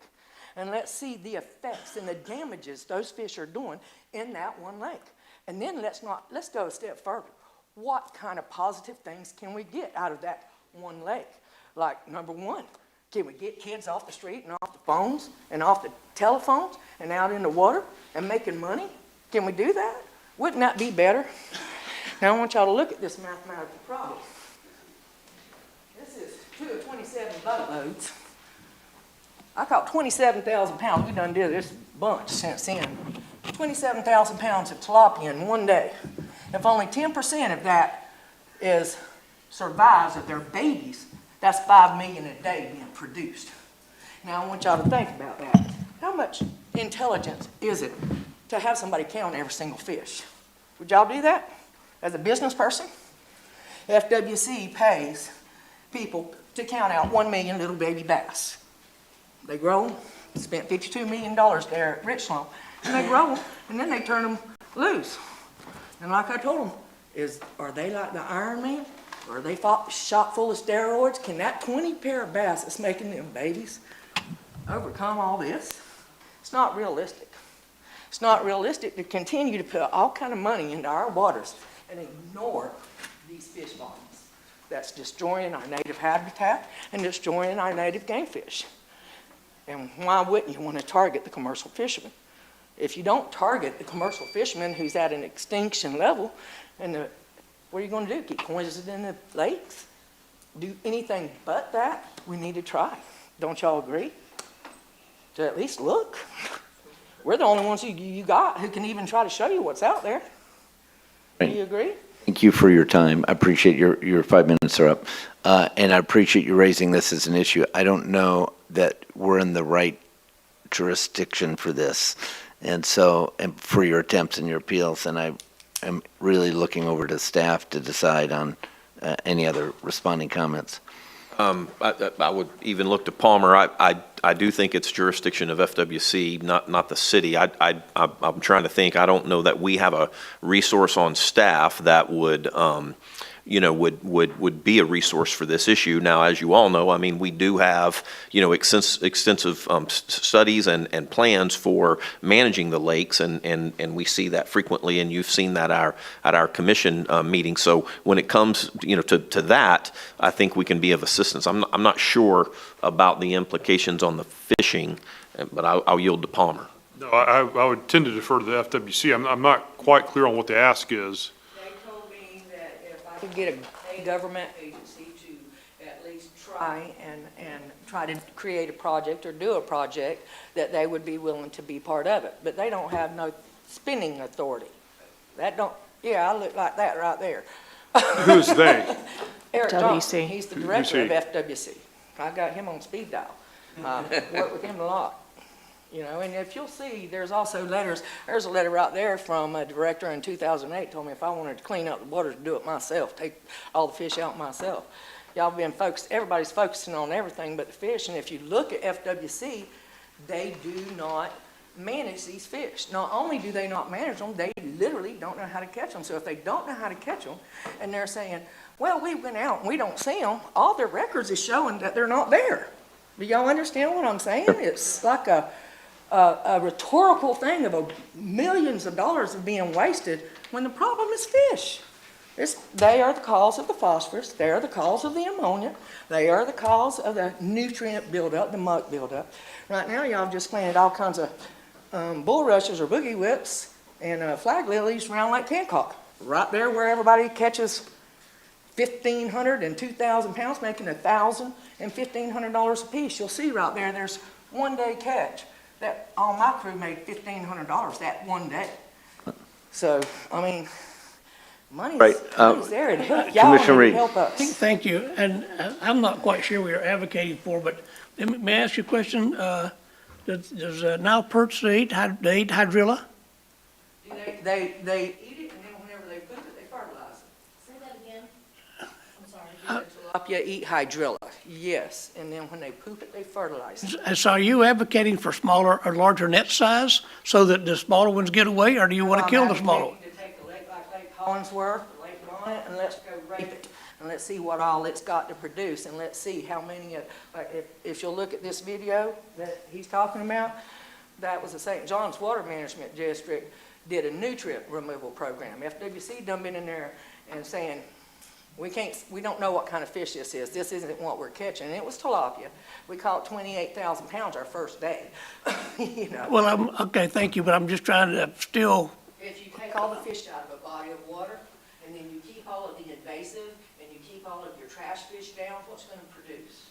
game fish. You got that right. And it's gonna produce real well. What will that do? Well, you're advocating to put yourself out of business, the way it looks like to me, if you're gonna get rid Oh, of. old lady, I ain't gonna be out of business, and there's a long ways to go before anybody can catch fish like this white girl. Trust me. Thank you. Thank you very much. Appreciate your, bringing it to our attention. And And this is fish poop. I meant to tell you, this is 300 yards of fish poop. Right here, this is out of Lake Parker, and that right there is right there at the dam of Lake Hancock. When you come out, that's where the poop is disintegrating. That's the actual perds. Thank you. Appreciate it. Any other comments or audience participation issues? All right, seeing none, wait a second. We have commissioners that can share their thoughts. Any commissioners that would like to share a thought today? Yes, Commissioner Simmons. A few months ago, I asked city administration for reports regarding commercial and residential growth, and I'm pleased to say that they presented that. I want to thank City Commissioner Ross and Brian Ruiz' department for producing the quarterly report, which reflected commercial growth as well as residential growth. And so thank you for that. I've had an opportunity to look at it, and I would certainly like to get back with you so we can make some improvements in the future. Thank you. Yes, sir. Additionally, Commissioner, I'm not sure if you're aware, but in each of the one-on-ones, we provided a copy of that. So each of the commissioners have seen that. We can certainly modify it, and the plan is now to electronically by email communicate that to each commissioner on a quarterly basis. But we'll be happy to hear your thoughts and make adjustments where we can. Again, thank you. Yes, sir. Yes, Commissioner Reed. Thank you. Did Tom Sherrard get a hold of you? Tom Sherrard? Tom had asked me, kid called me to see about, does the city put out flags on 4th of July, stuff like that? For Out flags? Yes, American flags for 4th of July. Like on the street? Yeah. I don't think so. That was just something he had inquired about. Me to answer that? Sure, Kevin. I mean, the city of Lakeland during Red, White, and Kaboom, we hang a giant flag off Lakeland Electric, and then we do a couple of giant flags off bucket trucks, if that's what you're referring to, for the celebration for Red, White, and Kaboom. Again, I'm sorry, I'm Kevin Cook, Director of Communications, for the record. I'm just, he'd asked, do we put flags out? And I said, I wasn't sure if we did. You know, a lot of cities put them alongside the roads in different spots, but that was just one little thing I wanted to address. He asked me to, I told him I would. Okay. Secondly, as I travel around different cities and you pull up to a stop sign, we have electrical boxes, I guess you call them, transformer boxes. And a lot of them have been painted, you know, and real nice little stings on them. And I didn't know if we could maybe get some of our people who need service hours, it might be an artistic flavor, we could have them paint some stuff on there to do. So happy. Culture and arts that's throwing us You are off. just making me so happy. You went to the theater usually earlier this year. And lighten up our city to change these green boxes into something a little bit more. There- Or either paint an American flag on them. American flag would be great on them. That's a great idea. But there again, just to have it, that was just something I suggested. If we have these, if they're getting, we have some excellent students throughout Polk County that might be willing, and they have some in Winter Haven, they have some in Bartow, but other cities I go to and Beautiful. they're decorated Mm-hmm. with paintings of, it could be anything, but again, that's just some suggested we might beautify our city with, as opposed to having green boxes laying around. What else? This is good. No, I like it. But that's just a suggestion. And that's really all I had to say today. That's great. Those are both wonderful suggestions. Thank you very much. Commissioner Music. I just wanted to thank you for coming in, and I'm sorry, I did not catch your first name, but. Okay, Taryn, okay. You know, it's people introducing us to things that we're not familiar with that gives us, you know, the insight to at least start down a road, whether it's something we can do anything about or not. And I just appreciate that because you have a lot more information there than any of us could absorb in a couple of minutes, but I appreciate that being a passion for you, so. Yep. Yeah, and I just want to say congratulations to my son who got married last night. I was in Carmel, Indiana for getting there, and I flew back this morning, so. 5 a.m., right? Yeah, well, I had to get up at 2 to get to the airport, but, Yes. but anyway, no, so I just wanted to congratulate him from here, so. And we thank you for making it back. Appreciate it. We are adjourned.